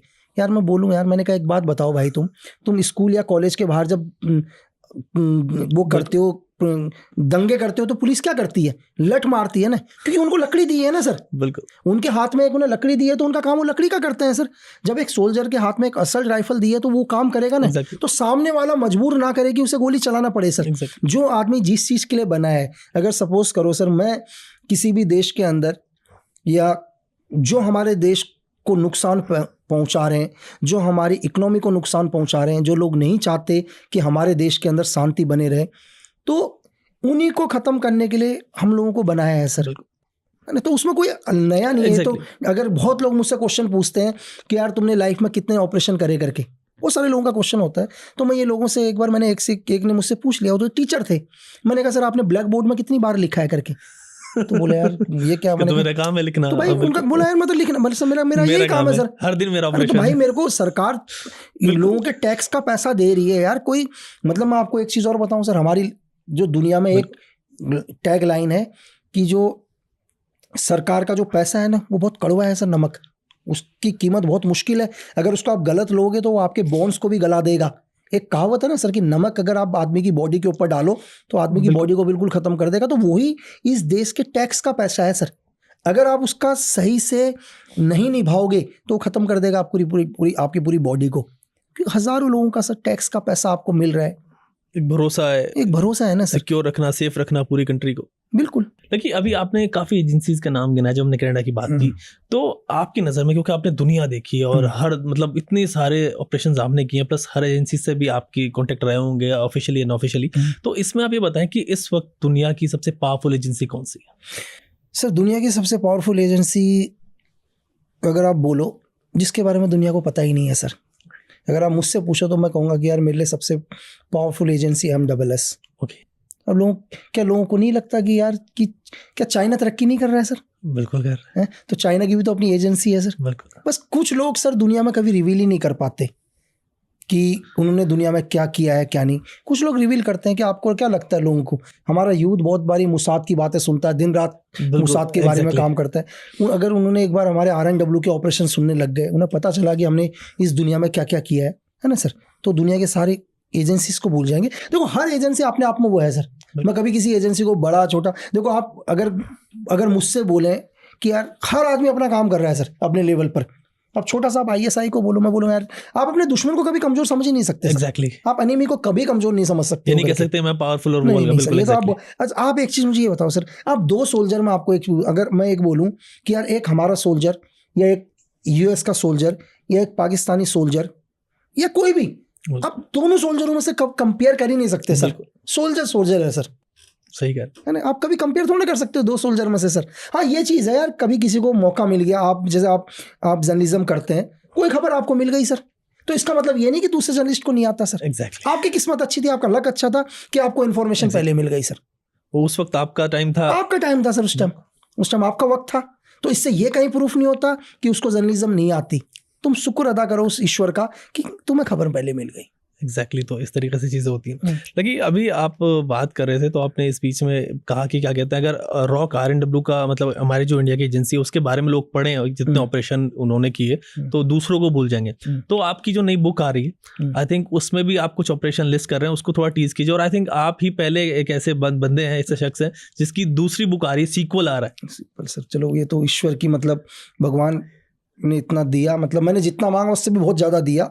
तो अभी जस्ट दिसंबर में आ रही है, तो उसमें भी मेजर ऑपरेशंस हैं सर। मैं एक एक लाइन में बताऊंगा कि अगर सारे ऑपरेशंस के बारे में, तो एक नॉर्थ ईस्ट का एक ऑपरेशन है उसमें कि यार एक नॉर्थ ईस्ट में एक मिलिटेंट ग्रुप के एरिया कमांडर को, एक इंसर्जेंट को, जो एक डेंजर एरिया कमांडर था, उसको हम लोग कैसे ब्रेन वॉश करते हैं, ठीक है, उसके थ्रू उसकी पूरी ऑर्गेनाइजेशन को कैसे ख़त्म करते हैं। और वो आज भी वो लड़का 2024 में भी हिंदुस्तान या दुनिया के किसी भी कोने में होगा, वो कैसे आज भी हिंदुस्तान के लिए काम कर रहा है। ओके है ना, जो कभी बिल्कुल मतलब जिसने कई हिंदुस्तान के कई आर्मड फोर्स के लोगों को नुकसान पहुंचाया, एक पूरा उसके ऊपर डिटेल है। एक नॉर्थ ईस्ट का ऑपरेशन है, पहला सर्जिकल स्ट्राइक जो म्यांमार के अंदर घुस के Exactly. पूरे क्या कहते हैं, जो 8 ग्रुप्स ने एक अम्ब्रेला बनाया था, उल्फा मतलब United liberation front south east Asia, उसको कैसे ब्रेक किया गया, कैसे मतलब उस पूरी ऑर्गेनाइजेशन को ख़त्म किया गया, उस अम्ब्रेला को तोड़ा गया। एक कैसे अगला एक ऑपरेशन की कैसे हमने पाकिस्तान के जो मैंने आपको जस्ट अभी जो बताया सेम कि इस जाली करेंसी के नेटवर्क को ख़त्म किया। नेक्स्ट उसके अंदर आपको एक चैप्टर मिलेगा कि हमारे एक इनोसेंट नेवल ऑफिसर को पाकिस्तान ने एक स्पाई बना के अपने देश के अंदर रखा हुआ है, ठीक है, कुलभूषण यादव सर को, एग्जैक्टली, ठीक है। और पाकिस्तान ने तो कोशिश करी कि उनको सजाए मौत दे करके, तो उसको हमने इंटरनेशनल कोर्ट पर जाके हमने उसको रुकवाया। तो उसके बाद पाकिस्तान ने एक एलिगेशन लगाया हमारे ऊपर कि पाकिस्तान का एक कर्नल गायब है करके, है ना, पाकिस्तान का एक कर्नल को हम लोगों ने गायब किया है। अब ये बात कितनी सही है कितनी गलत है, तो ये पूरा का पूरा एक चैप्टर उसके ऊपर भी है। लेकिन अगर वो लोग भी, मेरे भी बहुत सारे पॉडकास्ट पाकिस्तान में देखते हैं, बहुत सारे मेरे पास ट्वीट भी आते हैं, तो मैं ये भी बोलूँगा कि अगर वो देख रहे होंगे तो यार देखो कि हम अहिंसा में विश्वास रखते हैं सर, हमेशा, मतलब हमेशा हम कभी पहल नहीं करते, वो मैं कहने वाला था। तो लेकिन अगर हमारे किसी भी आदमी को थ्रेट होता है, जो भी तुम्हारी जेलों में है, अगर तुम हमारे किसी भी आदमी को थ्रेट करते हो तो तुम ये कभी मत बोलो कि तुम्हारा भी आदमी दुनिया में कहीं ना कहीं है रखा हुआ। तो एक ये रहा। और एक नॉर्थ ईस्ट का एक अच्छा ऑपरेशन रहा कि कैसे हमारे कमांडर को ख़त्म कर दिया। मतलब हम एक ऑपरेशन में गए थे करके, हम एक ऑपरेशन में गए और उस ऑपरेशन के अंदर हमारे कमांडर मारे गए, कैसे उसके बाद हमने उन मिलिटेंट को ढूंढ के ख़त्म किया, पूरा का पूरा ग्रुप ख़त्म किया। एक चैप्टर उस पर ही एक है। और एक चैप्टर है अपने देश का, तो नाम नहीं बताऊंगा मैं, किस देश के अंदर जाके हम एक कैसे एक स्पाई से पूरी की पूरी इन्फॉर्मेशन वापस लेके आते हैं। जबकि इस चैप्टर के अंदर ये था कि पहले उस स्पाई को ये बताया गया था कि हमने उस तक एक इन्फॉर्मेशन पहुंचाई थी कि एक RNW का एसेट आ रहा है करके, तुझे इस एसेट को कैप्चर करना है कैसे भी करके, तुझे इसे हनी ट्रैप करना है, ठीक है। जबकि वो गेम भी हमारा था। अगर मैं आपको सिंपल लैंग्वेज में बोलूँ कि एक शतरंज है, शतरंज के दोनों साइड के जो मोहरे हैं वो दोनों हमारे ही थे। तो ये अलग अलग ऑपरेशन है सर, तो इस बुक में लोगों को पढ़ने को मिलेगा। रॉ हिटमैन 2 नाम है बुक का। Raw hitman 2 sir. And lucky कब तक आएगी? दिसंबर में आ रही है सर, इसी दिसंबर में मतलब शायद सेकेंड वीक। अभी जस्ट डेट डिसाइड हो जाएगी कि US में कब पब्लिश होगी, फिर UK में, फिर इंडिया में।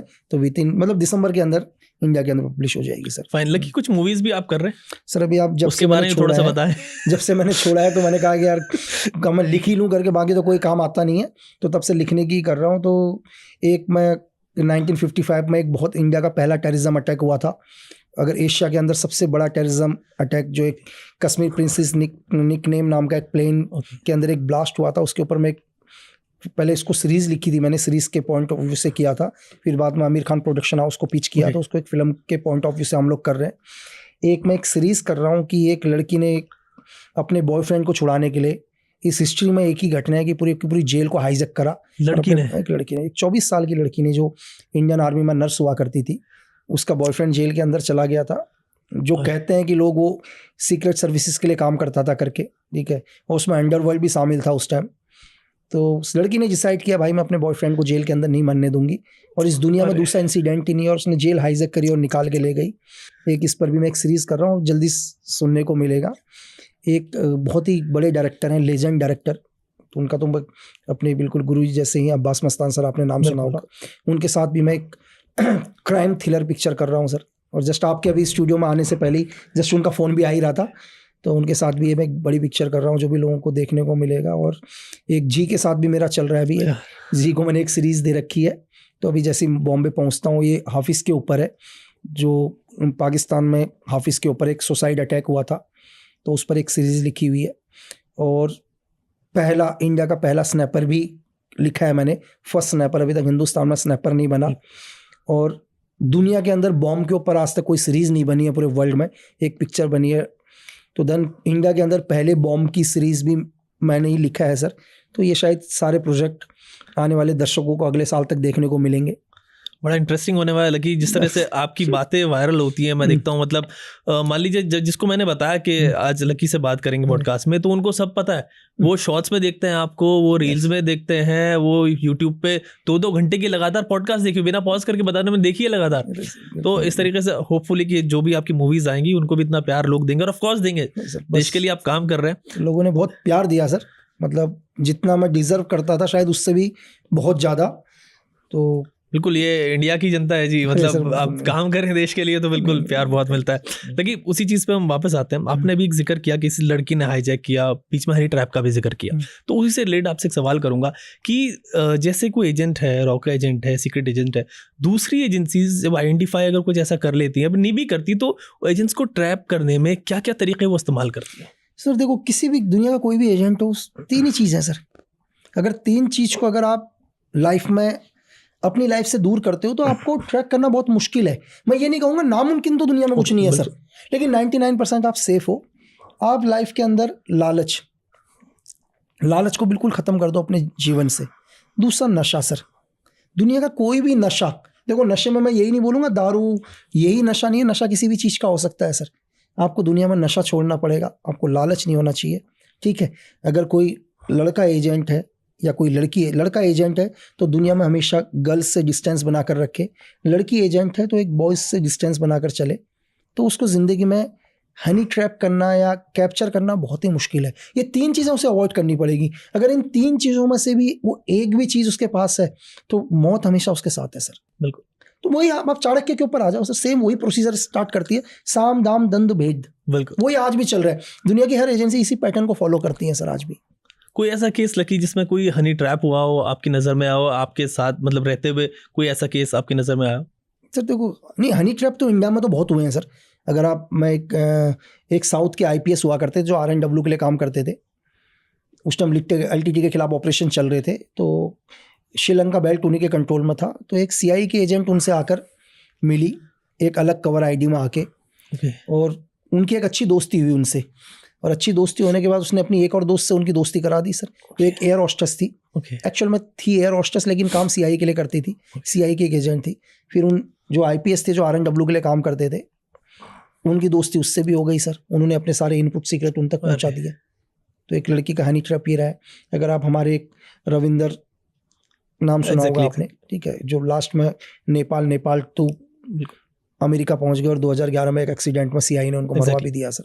तो बहुत सारे केसेस होते हैं। देखो हनी ट्रैप, देखो आदमी को एक जरूरी नहीं है, मैं ये नहीं कहूँगा कि हनी ट्रैप के बाद भी रीज़न क्या होता है सर, हनी ट्रैप करने के बाद क्यों ना भी करना चाहे तो आदमी को डर लगता है यार मेरी वीडियोज, या तो सुसाइड करे, या तो सुसाइड करेगा ना सर, या तो सुसाइड करेगा, मजबूरन उसके अगेंस्ट काम करना पड़ेगा उसने। तो मैंने आपको यही बोला कि एक स्पाई के लिए दुनिया के अंदर ये 3 चीज़ें उसे अवॉइड करनी ही पड़ेगी सर। और सबसे बड़ी चीज़ मैंने आपको जो पहली बात पर आपको बोला, स्टार्टिंग में भी आपको मैंने बोला, जो एक स्पाई होगा दुनिया में, वो लाइफ में सिर्फ विश्वास खुद पर करेगा। उसका दुनिया में कोई दोस्त नहीं होगा, कोई दुश्मन नहीं होगा सर, ठीक है। और उसके सारे दोस्त भी होंगे और सारे दुश्मन भी होंगे। लेकिन आप बता रहे हैं कि इस तरीके से रहना पड़ता है, बिल्कुल अकेले में चीज़ें होती हैं, तो पार्टी वार्टी करते हैं आप कुछ? अरे सर ज़िंदगी में मैंने पार्टी आज तक एक ही बारी पार्टी करी है अपनी लाइफ में। अच्छा। और वो भी जब करी थी जब मैं पहली बार मुझे जॉब मिली और जॉब मिलने की मुझे खुशी हुई। तो ज़िंदगी की एक ही पार्टी थी सर, उसके बाद मुझे लाइफ में मैंने कभी पार्टी नहीं करी। तो मुझे पार्टी अब वैसे अगर मेरी खुशी के लिए, जैसे पार्टी मेरी नज़र में पार्टी वही है सर कि यार मैं अपनी पार्टी कर रहा हूँ, एंजॉय कर रहा हूँ दोस्तों के साथ, वो पार्टी है। लेकिन मैं बहुत सारे कवर IDs में रहे तो वहाँ वो पार्टी एक मिशन का पार्ट है, वो काउंट नहीं होती। वैसे अगर आप बोलो तो वैसे बहुत सारी है, लेकिन जो मुझे अपनी खुशी के लिए लगना चाहिए यार कि आज मैं पार्टी करूँगा, तो मुझे याद नहीं कि मैंने अपनी ज़िंदगी की आखिरी पार्टी कब करी थी। वो याद है यार जब मुझे जॉब मिली थी तब मैंने एक पार्टी करी, उसके बाद मैंने आज तक कभी पार्टी नहीं करी सर। फाइन। छुट्टी वुट्टी का क्या रहता है? छुट्टी सर मिल जाती है, जैसे सेम कैजुअल लीव भी हमारी है ही, कैजुअल लीव मिलती है, एनुअल लीव भी मिलती है। तो उसमें अपने परिवार वालों के साथ, अपनी रिश्तेदारी में उतना टाइम ही हुआ, 15 दिन महीने भर की मिली साल के अंदर, तो उसमें अपने परिवार वालों के साथ ही रहा। देखिए जैसे रिलेटिव्स भी होते होंगे, रिश्तेदार भी होते होंगे, सबसे मिलना जुलना, तो उनसे भी क्या थोड़ा सा बच के रहना पड़ता है कि कुछ इन्फॉर्मेशन कुछ ऐसी ना निकल जाए या कुछ ऐसी चीज़ें ना हो जाए? नहीं बिल्कुल डेफिनेटली। देखो सर मैं आपसे एक क्वेश्चन पूछता हूँ, आपको नुकसान कौन पहुँचाएगा दुनिया में? करीब का आदमी जो आपको जानता होगा सर। हमारी दुनिया में एक चीज़, अगर दुश्मन को मारना हो ना, मैं ये लोगों को ये बोलूँगा, अगर तुम अपने दुश्मन को मारना चाहते हो पहले अपने दुश्मन को जान लो, दुनिया का कोई भी आदमी अपने दुश्मन को तब तक नहीं मार सकता जब तक वो अपने दुश्मन को जान नहीं लेगा। तो दुश्मन को थ्रेट देने के लिए उसको जानना बहुत जरूरी है, लेकिन तुम दुश्मन को जानोगे कैसे? जब तक तुम उसके नजदीक नहीं पहुंचोगे। तुम उसके नजदीक कैसे पहुंचोगे? कोई ना कोई तो तुम उसके नजदीक पहुंचाएगा, तो तुम्हें नुकसान वही करेगा जो तुम्हारे नजदीक है। तो आपको हमेशा, मुझे दुनिया में दुश्मनों से डर नहीं लगता, मुझे डर लगता है अपने दोस्तों से, अपने नजदीक वालों से। बड़ा अलग सिनेरियो, मतलब वही एक एजेंट है तो उसकी लाइफ बिल्कुल अलग है। लकी आप मतलब पीएम मोदी के साथ भी रहे, जब पीएम सीएम थे उस वक्त में गुजरात के, तो कितने दिन आप रहे और वो एक्सपीरियंस कैसा था वो शेयर कीजिए? मैं एक्चुअली जब मैं एनएसजी कवर में हुआ करता था तो मुझे कई वीआईपीज के साथ रहने का मौका मिला, उसमें इंक्लूडिंग उस टाइम के चीफ मिनिस्टर मोदी सर भी थे। तो 92 डेज में उनके साथ रहा। बाकी जैसे ऐसा नहीं है कि मैं अपने साथ एक काम करने गया सर, मेरे लिए उस टाइम जैसे सपोज कि जैसे मैं राजनाथ सर के साथ था, तो मेरे लिए जैसे राजनाथ सर से Modi sir, Advani sir, same ही। तो एक्सपीरियंस थोड़ा सा क्या होता है, हर आदमी थोड़ा सा डिफरेंट होता है, अलग पर्सनैलिटी अलग है। तो पीएम नरेंद्र मोदी, उनकी एक खासियत है सर, वो भी कभी लीव नहीं लेते सर। मैंने उन्हें कभी छुट्टी करते हुए नहीं देखा, जिसकी वजह से जितने भी ब्यूरोक्रेट्स हैं या जो भी सरकारी विभाग के लोग हैं वो इस चीज से बहुत परेशान। ये सर आपका लीडर ही जब छुट्टी नहीं लेगा तो आप क्या करोगे? कल आप अपने ऑफिस में टाइम से आ जाओ तो मैं मान ही नहीं सकता कि आपका जूनियर कभी लेट आएगा करके। ठीक है, चाहे आपका जूनियर आपके पीछे 100 गालियां देगा आपको, या सला कभी तो बीमार हो जाए, कभी तो नए कुछ करता है करके। तो मैंने उन्हें कभी लाइफ में लीव में लेते हुए नहीं देखा सर। ठीक है, मैंने उन्हें हमेशा वर्क करते हुए देखा। और ज़्यादातर मैंने जब तक उन्हें मैंने देखा कि उनका जो भी फोकस टोटल अपने गुजरात के लिए था, और शायद आज टोटल फोकस इंडिया के लिए है सर, क्योंकि पीएम बनने के बाद तो अभी एसपीजी कवर में है। फाइन। लकी आप पीएम मोदी के साथ, उस वक्त के सीएम मोदी के साथ कहीं गए, जिस तरीके से आप सिक्योरिटी कवर देते हैं, कोई एक्सपीरियंस आपका हो वो शेयर करेंगे? एक्सपीरियंस, अब एक एक्सपीरियंस तो मैं आपको बताऊं, क्योंकि रहना तो उनके साथ, जब भी वो घर से निकलते थे दोबारा उनको घर तक छोड़ने की जिम्मेदारी अपनी थी सर, क्योंकि मैं मोबाइल सिक्योरिटी में एनएसजी कवर की तरफ से मेरा काम भी वही था कि जब भी नरेंद्र मोदी सर अपने गेट से जैसे ही बाहर निकलेंगे, ठीक है, जब फर्स्ट लॉग बुक आप लोग एंट्री करेंगे, लॉग बुक मतलब सेम कि जैसे गेट से बाहर निकले दोबारा गेट के अंदर तक छोड़ने की जिम्मेदारी, चाहे वो दुनिया के किसी भी कोने में जाए, हिंदुस्तान के किसी भी कोने में जाए, 24/7 और उन्हीं के साथ में रहना था। तो बहुत बारी मैं उनके साथ रहा, तो एक एक्सपीरियंस मैंने बहुत बताया कि मैं उनके साथ एक बार गया, जस्ट नज़दीकी अहमदाबाद में एक प्रोग्राम था, तो मैं उसी प्रोग्राम के हिसाब से गया। मैं अभी आपके यहाँ आया हूँ तो मुझे पता है मैं थोड़ी देर में चला जाऊँगा, तो मैं उसी हिसाब से आया हूँ एक ही ड्रेस में। तो वैसे ही मैं भी उनके प्रोग्राम में गया और 1 घंटे का प्रोग्राम था, तो एक ही ड्रेस में थे, एक ही जूते। तो वहीं से मेरे को पता चला कि यार यहाँ से बाहर जाना है करके। अब सर मैंने आपको क्या बोला कि छोड़ गेट से ला के दोबारा गेट तक छोड़ने की जिम्मेदारी। अब ऐसा तो नहीं है कि मैं उनको छोड़ के ड्रेस लेने जाऊँगा करके। तो थोड़ी देर के बाद मैं उनके साथ गया और मैं 17 दिन के बाद वापस आया हूँ सर। वो एक्सपीरियंस रहा था कि मैं एक ही ड्रेस में, एक ही कपड़ों में 17 दिन तक उनके साथ था सर। जहाँ भी रात को जिस भी हम लोग स्टे करते थे, मैं रात को उन कपड़ों को धोता, धोने के बाद प्रेस करके सुखाता चीज़ें। बस मेरे लिए एक ही चीज़, मुझे मतलब सिक्योरिटी की दिक्कत नहीं होती उस टाइम, दिक्कत होती मुझे मेरे कपड़ों की। मेरे पास कपड़े नहीं थे दूसरे। अगर सिविल कपड़े होते तो यार मैं कहीं से भी परचेस कर लेता। वो मेरे सरकारी कपड़ा था, जो मेरा ड्रेस था, जो एनएसजी मतलब ब्लैक कैट कमांडो का जो ड्रेस होता है, उस ड्रेस के अंदर था। तो मेरे लिए वो बहुत दिक्कत थी, मेरा ध्यान ज़्यादा अपनी ड्रेस में जा रहा था, मेरा ड्रेस शाम को क्या करना है करके। तो रहा एक्सपीरियंस सर। लगी कभी किसी मतलब कहीं जा रहा हो, कोई भी वीआईपी इसको हम कह रहे हैं, और जो असल में वीआईपी है उनके साथ आप हैं एज एन एनएसजी कमांडो, तो कुछ मिसहैप ऐसे में क्रिएट हो जाए तो उस रोल में आप किस तरीके से चीज़ों को देखते हैं? देखो सर, जब भी देखो मैंने आपको क्या बोला कि मैं आपको दोबारा जाता हूँ कि जब मैं एक कमांडो का रोल प्ले करता हूँ तो मेरा टास्क उस टाइम है एक मिलिटेंट। जब मैं स्पेशल फोर्स के साथ ऑपरेशन करता हूँ तो मेरा टास्क एक मिलिटेंट है। जब मैं एक स्पाई का टास्क करता हूं तो मेरा काम है इंफॉर्मेशन को गैदरिंग करना। ठीक है, जब मैं RNW का एक सीक्रेट एजेंट या हिटमैन बनकर जाता हूं तो मेरा काम है एक एनिमी को टारगेट करना। अब मैं आ जाता हूं दोबारा से हम अपनी सिक्योरिटी के अंदर। जब मैं एक सिक्योरिटी कर रहा हूं तो मेरा काम नहीं, अगर उस बीच पर कोई भी सिचुएशन आ जाती है या कोई भी एक इंसिडेंट होता है तो मेरा काम इस टाइम क्या है, मेरा काम नहीं है एनिमी को मारना, मेरा काम है अपने प्रोटेक्टिव पर्सन जिसको मैं प्रोटेक्ट कर रहा हूं उसको वहां से लेके जाना। अब मेरा टास्क चेंज हो जाता है सर। अब हम एग्जांपल लेते हैं कि मैं अभी किसी का बॉडीगार्ड या उसका सिक्योरिटी ऑफिसर बन के उसके साथ चल रहा हूँ, उसके साथ कोई भी इंसिडेंट होता है, अगर सपोज करो कोई भी मिलिटेंट, कोई भी एंटी एलिमेंट्स, कोई भी आदमी उन्हें नुकसान पहुंचाता है, मेरा काम इस टाइम क्या है, उस आदमी को मारना मेरा काम नहीं है सर। मेरा काम क्या है कि अपने जो प्रोटेक्टिव पर्सन है या जिसको मैं सिक्योर कर रहा हूँ उसको वहां से लेके जाना। अब यहाँ टास्क मेरा चेंज हो जाता है। बिल्कुल। लेकिन वैसे ये टास्क आप बता रहे हैं कि चेंज हो जाता है, लेकिन क्या ऐसी चीज भी आती है, बिकॉज ये इंस्टेंट रिएक्शन होता है, आई थिंक इसकी आपको प्रैक्टिस होगी हर चीज को, बिकॉज लेकिन कभी ऐसा होता है कि यार ये काम तो मैं कर सकता हूँ, ये बंदा इसको तो मैं कर मैंने सकता आपको बोला ये सर यही चीज है। देखो यहाँ पर क्या होता है, एक ट्रेंड आदमी एक आम लड़के में यही फर्क है सर।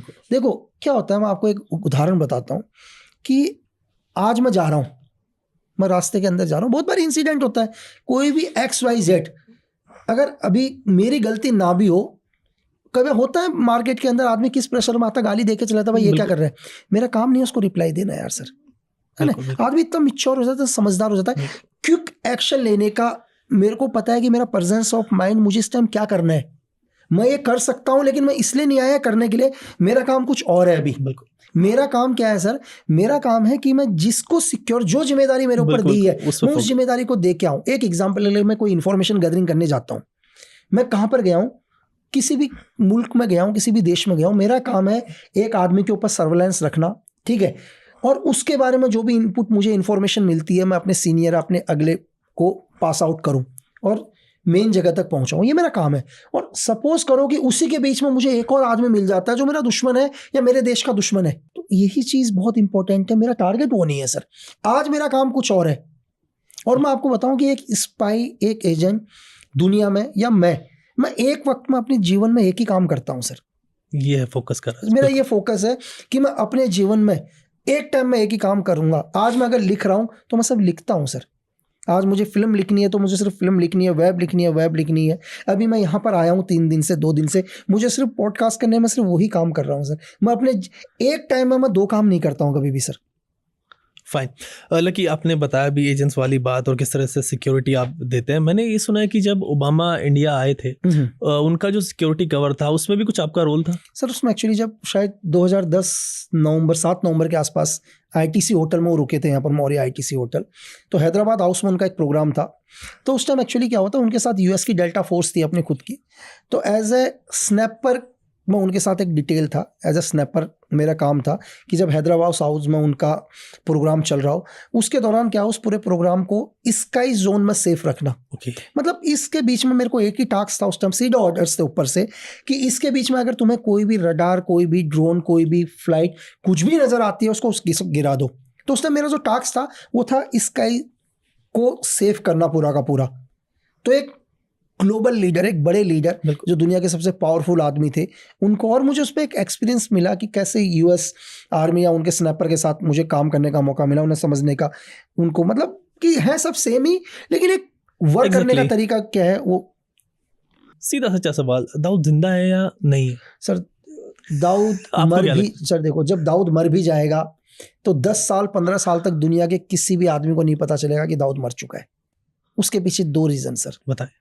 पहला रीजन तो यह है कि पाकिस्तान कभी एक्सेप्ट नहीं करता कि दाऊदी इब्राहिम पाकिस्तान की धरती में, तो ये बात है। पहला रीजन तो ये हो गया। अब हम इस रीजन को साइड कर देते हैं, तो हम दूसरे रीजन के ऊपर आते हैं। दाऊद क्या है सर? दाऊद है एक सोने की चिड़िया, ठीक है, जिसका नेटवर्क पूरे एशिया के अंदर फैला हुआ है, जो पूरे एशिया के अंदर इलीगल काम करता है, और जो पूरे एशिया के 2 नंबर का पैसा पाकिस्तान आर्मी तक पहुंचाता है, ठीक है सर। अब एग्जाम्पल के लिए दाऊद उनका मेन बॉस हो गया, और दाऊद के नीचे पूरी 100 लोगों की चैन है। मैं आपको ऐसे समझाता हूँ, जो 100 आदमी दाऊद के लिए काम करते हैं एशिया के अलग अलग देशों में, उनका काम है अपने बॉस को पैसा देना, ठीक है। और वो पैसा कहाँ जा रहा है? सीधे ISI के पास या पाकिस्तान आर्मी के पास पैसा जा रहा है। दुनिया के, चाहे वो एक्सटॉर्नेशन मान लो, फिरौती मान लो, क्रिकेट की बैटिंग मान लो, सट्टा मान लो, वुमेन ट्रैफिकिंग मान लो, कुछ भी मान लो, उसका सारा पैसा दाऊद के पास जा रहा है। और सपोज करो कि दाऊद मर जाए, लेकिन पाकिस्तान आर्मी को तो पैसा आ रहा है ना। बिल्कुल। पाकिस्तान आर्मी कभी ये नहीं बोलेगी दाऊद मर गया, क्योंकि बॉस मर गया तो 100 लोग पैसा देना बंद कर देंगे। वो कहेंगे भाई अब तो हम राजा बन गए करके। तो आप समझ रहे हैं कि सेकंड रीजन क्या है कि उसके मरने के बाद भी 10-15 साल तक उसको जिंदा इसलिए रखा जाएगा क्योंकि उस पैसे की चैन को नहीं रोकेंगे वो लोग। तो ये वजह रहती है। मतलब वही आप सही कह रहे हैं कि अगर वो मर भी जाएगा तो किसी को पता नहीं लगेगा, किसी को पता लगने नहीं देंगे। 10-12 साल तक मैंने आपको बोला ना सर। अच्छा आप ही मेरे को, आपके लिए बोलता हूँ कि सपोज करो कि कोई आपको डेली आगे 100 रुपए दे के जा रहे हैं, मैं आपको बोलता हूँ कि यार डेली बोलता है कि एक काम करना है यार, ये पीछे एक मंदिर है, इस मंदिर में 100 रुपए चढ़ा देना, या कोई भी दरगाह है चढ़ा देना, आपको डेली मिल रहा है और पता चले वहां से एक दिन मंदिर हट गया, लेकिन फिर भी आप क्या चाहोगे दुनिया को बताना? आप तो नहीं बोलोगे ना यार कि भाई तुझे 100 रुपए का नोट मत चढ़ा कि मंदिर चेंज हो चुका है। आप चाहोगे यार जब तक आ रहा है आने दो करके, पता लगेगा ठीक है, लेकिन जब तक एग्जैक्टली बताओगे नहीं आप हाँ बोलोगे मंदिर है करके, बस बात खत्म। तो वही मैंने आपको सिचुएशन वहां बता दी सर, वो उस पैसे की चैन को नहीं रोकेंगे। फाइन। लेकिन एक चीज पाकिस्तान से रिलेटेड और आती है कि हम देख रहे हैं गिलगित बाल्टिस्तान जो पीओके है, जो हमारा कश्मीर कब्जा में है पाकिस्तान के, उसमें बहुत सारी आवाजें उठने लगती है, कॉन्फ्लिक्ट बहुत सारे अभी भी चल रहे हैं। तो अक्सर ये भी बात आती है हमारे यहाँ से, बहुत सारे लोग बोलते हैं this is the time to regain that portion. तो कौन सा टाइम सही होता है? देखो सर, ये मतलब देखो, ये कहना बहुत ईजी है बाहर बैठकर कि यार ये टाइम सही है, ये टाइम गलत है करके। आप सर किसी भी देखो, किसी भी देश के अंदर, ये देश, हम देश पर आते हैं पहले, हम आपको नीचे से समझाता हूँ। आपका घर है सर, बिल्कुल आपने अपना घर बनाया है, आप अपने घर को किसी को दूसरे को कब्जा करने दोगे सर? बिल्कुल है, मैं सिर्फ आपके घर की बात बता रहा हूँ। आपने घर बना रखा है, उसके लिए आप लड़ने मरने के लिए आ जाओगे सर। आप किसी देश की कई किलोमीटर्स की जमीन को इतना आसान नहीं होता लेना सर, बिल्कुल है ना सर। आप जब अपना 2000 5000 1 एकड़ की जमीन देने के लिए मरने के लिए रेडी हो जाओगे, गोली खाने के लिए रेडी हो जाओगे कि मैं जमीन का टुकड़ा नहीं दूंगा, और आप बाहर बैठ के बात करते हैं यार ये हजारों किलोमीटर की जमीन लेके आ जाओ करके। तो ग्राउंड पर बात करें ना सर, देखो बात करें रियल ग्राउंड के ऊपर। बिल्कुल चीज़ है। लकी एक मैं स्टोरी और सुना था आपसे रिलेटेड, या तो आपकी पॉडकास्ट में शायद मैंने देखी, कि कैसे इंडियन जो आर्मी थी या इंडियन के जो इंटेलिजेंस यूनिट था, उसने सियाचिन पे जो अटैक उधर से हो सकता था पाकिस्तान का, उसको थॉट किया। उसके बारे में थोड़ा सा आप लोगों को सर एक्चुअली क्या होता है, देखो मैंने आपको अभी भी यही बोला था थोड़ी देर पहले कि कोई भी देश अगर दुनिया में तरक्की कर रहा है तो वहाँ की इंटेलिजेंस की वजह से। अगर किसी देश के अंदर कोई अटैक हुआ है, टेररिज्म हुआ है, वो देश का हिस्सा उसके से चला गया, तो वो उसकी इंटेलिजेंस की वजह से, दोनों फेलियर की वजह से। ठीक है, मैं आपको अपनी इंटेलिजेंस का फेलियर भी बताऊंगा और अपने देश की तारीफ भी करूंगा। 19 चाइना वॉर, ठीक है, अगर चाइना वॉर पर हम बात करें तो चाइना वॉर पर हमारे पास एक बहुत बड़ी इनपुट, हमारी मिस्टेक थी। हम ये समझ रहे थे कि यार चाइना के पास एयरफोर्स बहुत मजबूत है करके, जबकि ऐसा नहीं था। अगर हम उस टाइम हमारे पास सही इनपुट होती और हम अपने एयरफोर्स का यूज़ करते तो शायद हम उस वॉर को नहीं हारते सर। लेकिन एक ही इनपुट हमारे पास नहीं थी, क्या नहीं थी? कि उनकी एयरफोर्स कमजोर है करके। हमें ये लगा कि यार हम एयरफोर्स का यूज़ करेंगे तो चाइना एयरफोर्स का यूज़ करेगा करके। ये एक बहुत बड़ा फेलियर रहा हमारे इंटेलिजेंस का। अब हमारी इंटेलिजेंस की एक तारीफ कि हमारे सीक्रेट सर्विस को एक इनपुट मिलता है, और ये इनपुट मिलते ही, इनपुट क्या था? इनपुट यह था कि यार पाकिस्तान ने 50,000 लगभग जूतों का ऑर्डर किया और एक ड्रेस का ऑर्डर किया है जो कम से कम -20 डिग्री टेम्परेचर पर काम कर सकते हैं करके। अब यार पहली बार इंटेलिजेंस का माथा कनक गया। यार चलो 2-4 हो तुम, अगर कहीं जा रहे हो, सपोज करो चलो तुम एक ट्रेनिंग भी करा रहे हो, अगर आप पिकनिक मनाने के लिए जा रहे हो या कहीं भी जा रहे हो, तो यार आप 2 4 5 10 100 150 ड्रेस लोगे आप, ठीक है। लेकिन आप 50,000 जूतों का ऑर्डर दे दिया और 50,000 आपने ड्रेस का ऑर्डर दे दिया करके, मतलब इतना बड़ा क्या करने वाले हैं भाई? बिल्कुल एग्जैक्टली, ठीक है। मतलब ऐसी कौन सी जगह हो गई कि तुम -20 डिग्री 40 डिग्री टेम्परेचर पर जाने के लिए तैयार हो? तो दिमाग खनका कि यार एक ही जगह है जिस जगह को पाकिस्तान कैप्चर करना चाह रहा है, वो कौन है? सियाचिन। ठीक है, जबकि पाकिस्तान ऑर्डर दे चुका है। अब जब पाकिस्तान ऑर्डर दे चुका है तो अब इतनी जल्दी तो हम भी एक्शन नहीं कर सकते सर। अब जब जिसको टाइम लग रहा है, क्योंकि सेम सिचुएशन तो हमारे साथ भी है ना भाई। अगर आपको मैं ये बोलूं कि यार आपको जैसलमेर में जाना है, 50 डिग्री टेम्परेचर वहां पर चल रहा है, तो आप उस हिसाब से इक्विपमेंट बनाकर जाओगे। अगर दूसरा नहीं जा पा रहा तो आप भी तो नहीं जा पाओगे। हमें भी वो चीज चाहिए, हमें भी चीज़ अच्छी है। तो पहली बार हमारी इंटेलिजेंस के लिए एक बहुत बड़ा टास्क था सर ये। हमारी इंटेलिजेंस के लिए क्या टास्क था कि कैसे भी करके डिले करवाओ। अब देखो, आप पाकिस्तान आर्मी को तो नहीं रोक सकते ना सर, क्योंकि वो किसी और देश का मामला है, आप उनकी आर्मी को चाहकर भी नहीं रोक सकते। लेकिन आप एक ही चीज में डिले पैदा कर सकते हो कि वो सामान उन तक ना पहुंचे जिस सामान के बिना वो जा नहीं सकते। एग्जैक्टली, है ना? बिल्कुल। तो अब पहली बार हमारी एजेंसी ने क्या किया, उन लोगों के साथ दोस्ती करना शुरू किया जिस कंपनी ने सारी की सारी डील ली थी। ठीक है सर, उनके साथ धीरे धीरे दोस्ती हुई, उनको फंड से मदद करना शुरू किया, जो भी उनको जरूरत थी वो सब देना शुरू किया। बस डिले किस चीज में करवाया? उनको सामान दिलवाने में। जब तक उन्हें सामान नहीं मिला, हमने अपना सामान लेके हम एयरलिफ्ट होके हमने पूरा ग्लेशियर कैप्चर कर लिया, और आज भी सियाचिन हमारे पास ही है सर। बस एक इंटेलिजेंट की इनपुट मिली और उस इनपुट से आज भी हमारे पास है। तो आप समझ सकते हैं कि एक इंटेलिजेंस का क्या वैल्यू होती है, क्या मकसद होता है सर, मतलब कितनी इंपॉर्टेंट चीज है। बिल्कुल, हमने सियाचिन की बात की अभी लकी, सियाचिन से थोड़ा सा इधर आएंगे चाइना की तरफ। चाइना मतलब एक अलग तरीके की मतलब चीज़ें हमारे साथ करता है एलएसी वगैरह पे।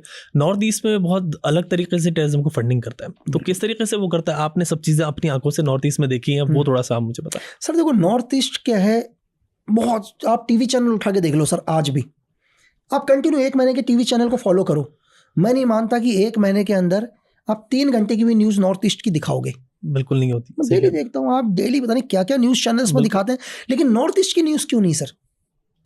मतलब आप समझ सकते हैं कि नॉर्थ ईस्ट की न्यूज़ क्यों नहीं आ रही इस देश के अंदर। सबसे पहले क्या है कि नॉर्थ ईस्ट के अंदर सबसे पहले चाइना ने उनके दिमाग के अंदर एक चीज़ डाल दिया है, ये मैं आम लोगों की बात नहीं कर रहा हूँ सर, मतलब उनके लीडर्स को दबा के फंडिंग, ठीक है, दबा के फंडिंग की तुम लोगों के अंदर ये भावना भर दो कि हमें हिंदुस्तान से अलग रहना है, और उसमें 100% लोग वो नहीं होंगे। दिखने क्या है, चाइनीज भी लुक वाइज में अगर आप नॉर्थ ईस्ट जाओ तो आपको जो उनका स्ट्रक्चर मिलेगा वो मिल टू चाइना या म्यांमार से बहुत मिलेगा, उसी टेरेन का है, उसी टेरेन का है। तो वहां पर बहुत सारे लोग क्या हो गए, चाइना और म्यांमार से आके बस गए उन्हीं के बीच में, और जो आम लोगों को क्या लगता है कि हमारे लोग हैं करके। अब देखो आप, हमारा एक मोहल्ला है और हमारे मोहल्ले के अंदर भी 8-10 लोग आ जाएंगे, बोलेंगे मैं भी यहीं रहता हूँ, और बोलेंगे यार भाई ये आदमी ठीक नहीं है करके, आपको लगेगा मेरा मोहल्ले का आदमी भी तो कह रहा है, मैं भी इसके साथ खड़ा हूँगा, लेकिन बेचारे आम लोगों को नहीं पता है हमारे नहीं है करके। भाई ये किसी देश की किसी एजेंसी का बहुत बड़ा प्लान है कि उसने अपने लोग तुम्हारे में डाल दिए, और वो लोग कह रहे हैं कि हमें हिंदुस्तान से अलग होना है तभी हम तरक्की कर पाएंगे करके, ठीक है। और उन लोगों को थोड़ा पैसों से मदद फंडिंग करना शुरू कर दिया, दबा के वेपन देना शुरू कर दिया, और यहाँ पर पहली बार इंसर्जेंट बना दिए सर, एक इंसर्जेंट खड़े कर दिए, 36 इंसर्जेंट। मैं नॉर्थ ईस्ट की बात बताऊं सर आपको, ABCD, आप कोई भी वर्ड बोलो एक ग्रुप होगा, हर वर्ड पर एक ग्रुप होता है वहां पर, और उनके पास वेपन, मैं आपको क्या बोला हूँ, लेटेस्ट वेपन।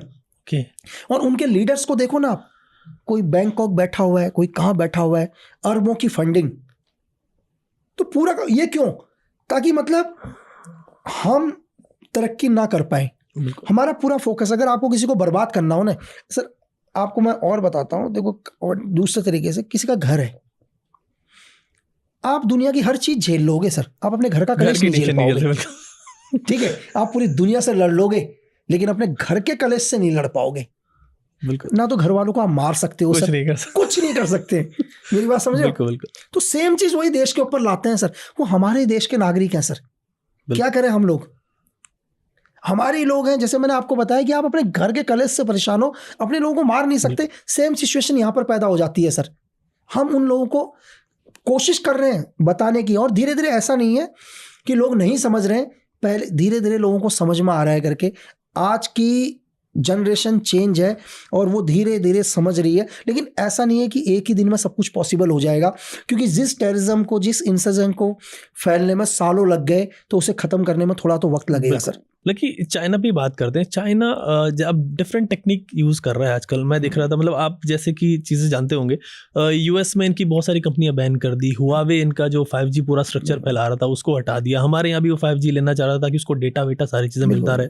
तो और प्लस हर चीज़, चाहे उनकी ऐप्स हो, चाइनीज ऐप्स इतनी सारी हमारी कंट्री ने बैन की क्योंकि वो देश का डेटा बाहर ले जा रहे थे। तो डेटा के जरिए पूरा ऐसा सिनेरियो बनाना चाह रहा है चाइना कि पूरी मतलब आगे दुनिया को कंट्रोल कर सके, इंडिया के अंदर चीज़ें कंट्रोल कर सके, क्योंकि डेटा तो नया तेल है। मतलब क्या क्या कि डेटा इज द पावर। दोबारा सर, दुनिया की सबसे महंगी चीज़ मैंने आपको बोला इन्फॉर्मेशन। बिल्कुल, दुनिया की सबसे महंगी चीज़ है ना। आप क्या कर रहे हो, आपका रूटीन क्या है, मतलब आपका रूटीन सामने वाले को पता चलना चाहिए कि आप कितने बजे उठते हो, क्या खाते हो, कहाँ रुकते हो। वो आपके हाथ पर एक डिवाइस है ना सर, इस डिवाइस से किसी थर्ड पर्सन को आपके बारे में सब पता चलता है कि आप कौन सा ब्रांड पहनना पसंद करते हैं, ठीक है, कौन सी गाड़ी को आप पसंद करते हैं, कौन सा आप फूड खाना पसंद करते हैं, आप कौन सी गवर्नमेंट को चाहते हैं, यहाँ तक कि आप किस गवर्नमेंट को लाइक करते हैं, ये आपके डाटा से पता चल जाएगा। तो सामने वाले को ये पता होता है कि इस देश के अंदर कितने लोग हमसे प्यार कर रहे हैं, कितने हमसे नफरत कर रहे हैं। तो मैंने आपको बोला ना, सिर्फ इन्फॉर्मेशन का ही तो गेम है सर। एग्जैक्टली। अगर मैं आपको एक चीज बताता हूँ, छोटे से उदाहरण, मैंने डेटा कह दिया, वो आप उसको इन्फॉर्मेशन, वही सेम चीज है। बिल्कुल, मैं आपको इन्फॉर्मेशन की एक बात बताता हूँ। ये 2 कॉलोनी है और मैं एक लीडर हूँ, और 2 कॉलोनी के अंदर मैं दोनों कॉलोनी के ऊपर सर्वेलेंस करना शुरू करता हूँ। और मुझे एक समझ में आ जाता है, एक मोहल्ला सारा मुझे पसंद करता है, ये सारा मोहल्ला मुझे पसंद करता है और दूसरा मोहल्ला मुझे पसंद नहीं करता। ये मुझे इन्फॉर्मेशन मिल चुकी है आपके एक डिवाइस से या कहीं से भी। अब मेरा कल वोट है, इलेक्शन है, मैं चाहूँगा आप वोट देने आओ और मैं वो चाहूँगा वोट देने ना पहुँचे। बिल्कुल, मैं उसके लिए कुछ भी करूँगा लेकिन वो वोट देने नहीं आ पाएंगे सर। बिल्कुल। तो गेम पूरा, मैं आपसे, गेम पूरा क्या है सर? गेम पूरा इन्फॉर्मेशन का ही है। आप ही हैं या भाई हैं या XYZ कोई भी है, आप बोलते हैं सर, आपको क्या लगता है कि पुतिन पावरफुल आदमी है या नहीं है? बिल्कुल है। आपको लगता है कि ट्रम्प पावरफुल है? बिल्कुल। आप पर्सनल ट्रम्प से मिले बिल्कुल नहीं मिले। ना, आप पर्सनल पुतिन से मिले नहीं होंगे। बिल्कुल। आपको क्या लगता है कि दाऊद इब्राहिम गलत आदमी है? बिल्कुल। किसी ने तो आपको बोला है ना सर। पर्सनल तो नहीं मिले आप सर। बिल्कुल। आप कैसे डिसाइड कर सकते हैं सर कि इन्फॉर्मेशन के बेस पे, मतलब बिल्कुल, पर्सनल तो नहीं मिले ना सर। बिल्कुल नहीं मिले। कोई ना कोई तो है जिसने आप तक पहुंचाया है, वो आप तक कितना सही पहुंचाना चाह रहा है सर, ये उसके ऊपर डिसाइड करता है। बिल्कुल। कितनी इंफॉर्मेशन देनी जरूर है लेकिन कितनी देनी है वो बहुत इंपॉर्टेंट है। मेरे पास एक इंफॉर्मेशन है और मैं वो इंफॉर्मेशन आज आपके मैं पॉडकास्ट में आया हूँ और मुझे ये पता है कि मुझे कितना बोलना है सर। इंफॉर्मेशन दूंगा लेकिन कितना बोलना है वो मुझे पहले से पता है। एग्जैक्टली, मतलब कहाँ तक उसकी लिमिट रखनी है, कहाँ तक मुझे वो मैं कहाँ नहीं तक बता लिमिट सकता। रखनी है। तो सेम यही गेम इंफॉर्मेशन का गेम है सर, कि कितना दुनिया को बताना है और कब दुनिया को बताना है। चलो आज हम बोलते हैं, मेरे पास एक इंफॉर्मेशन आई कि यार, एक इंफॉर्मेशन की एक आदमी ने कुछ एक हत्याएं करी या कुछ एक नुकसान किया और मुझे लगता है कि यार कि नहीं, आज इस इंफॉर्मेशन को नहीं बताऊंगा। कब बताना है मुझे पता है, मैं उस दिन का वेट करूंगा। यही गेम जियो लेवल पर, जियो पॉलिटिक्स पर है सर। कब इंफॉर्मेशन को बाहर निकालना है, कब दो देशों का वॉर कराना है, कब चीजें करनी है, सही टाइम पर सही चीज को बाहर निकालना, ये चीज़ है। लेकिन जो यूक्रेन रशिया का एक कॉन्फ्लिक्ट चल रहा है, काफ़ी वक्त इसको हो गया, हमने इसको डिस्कस किया, तो इससे रशिया का क्या मतलब, क्या चीज़ निकलती है, क्या फ़ायदा, टेरिटोरियल बेनिफिट से अलावा क्या फ़ायदा निकल सकता है? सर देखो, सबसे पहले तो मतलब रशिया क्या, मतलब ये कि ये आप क्या कहना चाह रहे हैं कि ये वॉर क्यों शुरू हुआ उस टाइम या अभी क्या बेनिफिट हाँ, है? अभी क्या मतलब, क्या बेनिफिट है अभी उसको ड्रैग देखो, करके? वॉर से दुनिया में किसी का बेनिफिट नहीं होता सर, सिर्फ एक ही का बेनिफिट होता है, वो है वॉर इंडस्ट्रीज का। एग्जैक्टली। मेन देखो, मैं आपको ये भी बता दूं कि वॉर इंडस्ट्री का कभी ये मत समझना सर कि अगर कोई वॉर इंडस्ट्री उस देश की है तो अपने देश का हित चाहती है, ऐसा बिल्कुल भी नहीं है। ओके। अरे ये कभी गलतफहमी में मत जाना कि अगर मैं कल ये बोलूँ, मैं आपको एक छोटा सा एग्जांपल बताता हूँ कि अगर कल मैं हिंदुस्तान के अंदर मैं एक आर्म्स फैक्ट्री खोल रहा हूँ तो ये कभी मत सोचना कि मैं देशभक्त हूँ सर। अच्छा है, इसका मतलब तो मैं ये बोलूँगा सर कि दुनिया में जो भी हॉस्पिटल खुल रहे हैं वो तो हमारे हिंदुस्तानियों के ही है ना, तो वो तो डेली प्रार्थना करना चाहिए कि हे भगवान कोई ना आए करके। बिल्कुल। क्यों? तो सेम तो गेम वॉर इंडस्ट्री का ही है ना। इस दुनिया में कभी नहीं सर, ये कभी किसी के नहीं होते हैं, ध्यान रखना। चाहे इनकी बस इनका फायदा हो, चाहे वॉर इनके देश तक क्यों ना आ जाए, ये वॉर इंडस्ट्री का गेम है। और दूसरी चीज़ हम रशिया के ऊपर आ जाते हैं सर। देखो रशिया के क्या हुआ, यूक्रेन, मैं आपसे एक क्वेश्चन कर रहा हूँ सर कि आपका एक घर है, आपके घर के बगल में आपका पड़ोसी है एक, आपके घर के बगल में एक पड़ोसी है, आप ठीक हो, चल रहा है, कई टाइम से रह रहे हैं, और लेकिन मैं आपका सबसे बड़ा दुश्मन हूँ सर, मैं आपका दुश्मन हूँ कहीं और बैठा हुआ, और मैं आपके पड़ोसी को बोलता हूँ यार एक काम कर, मुझे थोड़ा सा तेरे घर पर जगह दे दे। मैं उससे जगह मांग रहा हूँ, मैं आपके लिए नहीं मांग रहा हूँ लेकिन मैं उससे मांग रहा हूँ। आप चाहोगे कि मैं आपके घर, उसके घर पर आ जाऊं बगल में? बिल्कुल नहीं। अगर दुश्मन है तो बिल्कुल नहीं। दुश्मन है तो बिल्कुल नहीं ना सर। देखो सर, रशिया ने क्या बोला कि यार देखो, रशिया ने क्या बोला कि भाई तुम नाटो को मत लाओ यहाँ। बिल्कुल हाँ, एक ही चीज तो बोला, उसकी दुश्मनी नहीं है यूक्रेन के साथ। मैं एक चीज बता रहा हूँ, लेकिन मैंने आपको छोटे से तरीके से बताया सर, आप और आपका पड़ोसी आराम से रह रहा है, आप में कोई दिक्कत नहीं है, लेकिन लक्की बिस्ट आपका सबसे बड़ा दुश्मन है। मैं आपसे कुछ नहीं कह रहा हूँ, लेकिन मैं एक चीज बोल रहा हूँ कि यार आपका जो पड़ोसी है, मैं बोल रहा हूँ भाई मुझे तेरे घर पर आ जाने दे। तो अगर मैं उसके घर पर आ गया ना सर, आपकी रातों की नींद हराम हो जाएगी। बिल्कुल गलत तो नहीं है? बिल्कुल सही। तो बस सर, क्यों चाहेगा रशिया की नाटो उसका सबसे बड़ा दुश्मन उसके पड़ोस में आगे खड़ा हो जाए सर? ये लड़ाई की जड़ वहां से है सर, बिल्कुल वहां से शुरुआत है। लेकिन चाइना हो गया या पाकिस्तान हो गया, इंडिया की किस चीज से इन दोनों देशों को डरना चाहिए? मतलब हिंदुस्तान से? हिंदुस्तान की किस चीज से, किस पावर से? सर देखो पाकिस्तान को तो हम नहीं गिनते हैं सर। पाकिस्तान तो कभी मतलब आज पाकिस्तान तो खुद ही सर एड फंड के ऊपर जिंदा है, ठीक है। पाकिस्तान तो अगर चाइना, आज देखो हिंदुस्तान के अंदर हिंदुस्तान एक बहुत समृद्ध देश sir, is the power, nuclear power देश सर दुनिया के अंदर। और बहुत सारी चीज़ें हैं जो हिंदुस्तान कभी रिवील नहीं करता सर।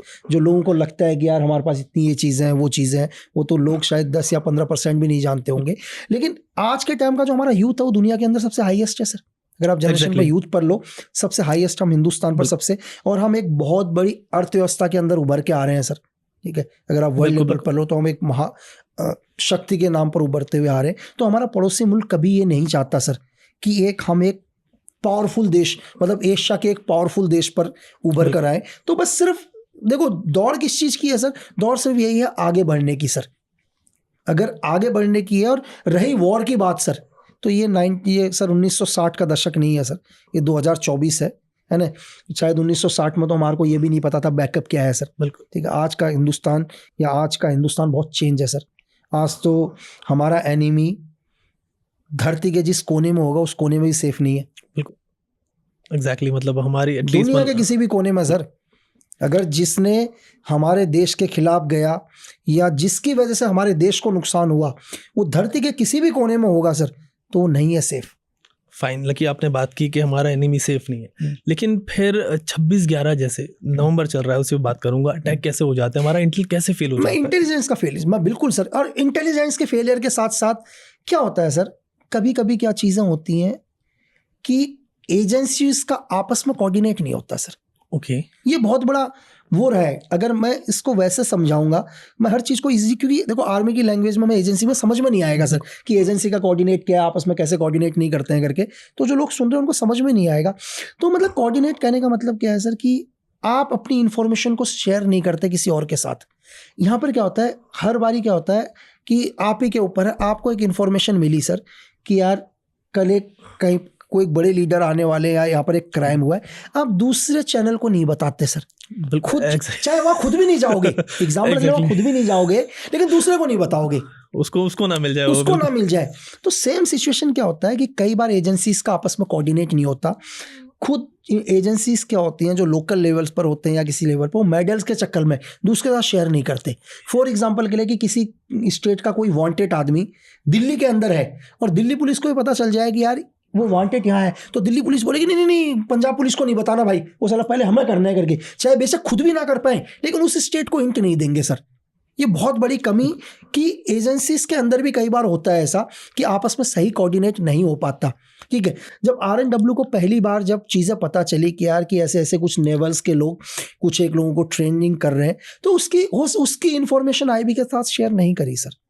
एक बहुत बड़ा इनपुट रहा है ये चीज़ कि अगर हो सकता है कि सपोज करो RNW ये इंफॉर्मेशन IB के साथ शेयर कर देता कि कुछ एक लोग हैं जिनको पाकिस्तान की नेवी ट्रेन कर रही है, तो IB भी अलर्ट हो जाती सर। बिल्कुल, सेकंड चीज़ पर IB अलर्ट होती कि चलो वो लोग उस टाइम तो पाकिस्तान में ट्रेनिंग, देखो ट्रेनिंग तो कोई भी करा सकता है ना सर, आप उनकी ट्रेनिंग कराने में तो रोक नहीं लगा सकते, लेकिन कल हमें हिंदुस्तान के अंदर सपोज करो कि उन्हीं लोगों को ट्रेनिंग देना शुरू करते हैं, तो जो भी एजेंसीज होंगे अपने अपने देश को कर देंगे भाई इंडियन आर्मी कुछ एक लोगों को ट्रेन कर रही है, तो वो इनपुट शेयर ना करना IB के साथ। पहली चीज, अगर IB को इंफॉर्मेशन मिल जाती तो IB हर स्टेट की लोकल इंटेलिजेंस के साथ ये इंफॉर्मेशन शेयर कर सकती थी। जब ये इंफॉर्मेशन शेयर करती तो महाराष्ट्र में जब पहली बार लोकल्स ने बोला कि उन्होंने कुछ एक लोगों को बोट से नीचे उतरते हुए देखा, क्योंकि महाराष्ट्र की इंटेलिजेंस यूनिट के पास पहले से इन्फॉर्मेशन होती ना सर। बिल्कुल, क्योंकि जब अगर आपको मैं बोलूं कि यार एक बहुत सारे लोग हैं जो इस टाइप के दिखते हैं, वो दिल्ली आ सकते हैं करके, आपके जहन में एक चीज़ होगी, आप हल्की सी भी चीज़ को लोगे। तो उस लेवल पर जब महाराष्ट्र पुलिस को कुछ लोकल्स ने बोला, उसको सीरियस नहीं लिया उन लोगों ने। तो गलती कहाँ से हुई सर? गलती वहाँ से शुरू हुई जिसका खामियाजा पूरे हिंदुस्तान को भरना पड़ा सर। तो उसके बाद हिंदुस्तान ने डिसाइड किया और बहुत चीज़ें चेंज हुई सर। तो हम लोग कहते हैं कि हम अपनी गलतियों से सीखते हैं, तो मैं यही कहूँगा कि यार भविष्य में कभी ऐसी गलती से ना सीखें हम। बिल्कुल, लेकिन जैसे कि ये 26/11 हुआ, हमने कसाब को पकड़ा भी, तो कसाब जैसे जो टेररिस्ट होते हैं उनको कैसे रखा जाता है? सर देखो, एक टेररिस्ट है, जब तक इन्फॉर्मेशन चाहिए तो इन्फॉर्मेशन चाहने तक तो हमारे को उसकी सेफ्टी करनी ही पड़ेगी सर, किसी भी कीमत में उसको बहुत सिक्योर रखा जाएगा। क्योंकि सिक्योर इसलिए रखा जाएगा, अगर आप किसी को पकड़ते हैं तो मिलिटेंट, अगर देखो एक बड़ा लीडर है, अगर आप मौलाना मसूद अजहर के बारे में सुनो, कितने अटेम्प्ट करे उसको छुड़ाने के लिए, लास्ट में IC 814 हाईजैक करके लेकर गए और लेकर चले गए ना सर।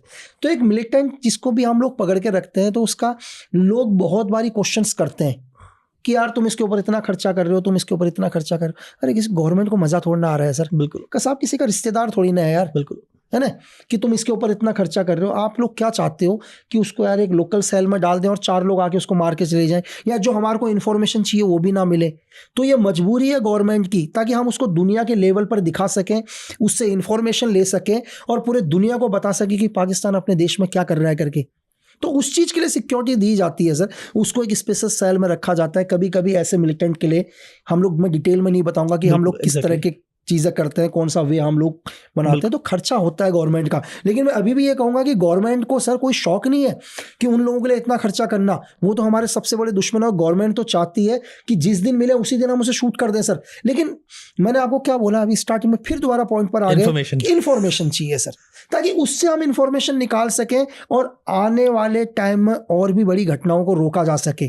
ठीक है, लेकिन लोगों को क्या है सर, धरना प्रदर्शन की खर्चा कर दिया, ये कर दिया, वो कर दिया, बिरयानी खिला रहे हैं सर। और ये जो बोलने वाले हैं सर, जो भी ये लोग बोल रहे हैं कि बिरयानी खिला रहे हैं, तो मैं तो ये भी बोलूंगा इन सब लोगों को फंडिंग करती है दूसरी एजेंसीज, इनको पैसे मिलते हैं बोलने के भी। बिल्कुल ठीक है, ये चीज होती है और तभी देश के अगेंस्ट ये चीजें कर रही होती है, गवर्नमेंट के अगेंस्ट जाता है अपनी। देखो मैंने आपको बोला कि दुनिया का, मैंने आपको बताया कि किसी भी एजेंसी का टारगेट है किसी देश की सरकार को गिरा देना, उस देश को बर्बाद करना। आपको क्या लगता है कि हमारे हिंदुस्तान के अंदर रहकर क्या उनका एजेंसीज यहाँ इंटरफेयर नहीं कर रही होंगी? बिल्कुल, कितनी कर रही होंगी एजेंसी, यहाँ भी होंगी ना सर।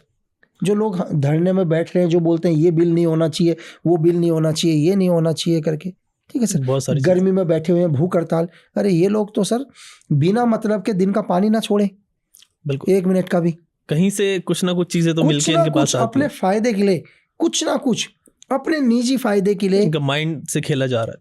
बिल्कुल एग्जैक्टली। लगी अपने लास्ट क्वेश्चंस की तरफ बढ़ते हैं।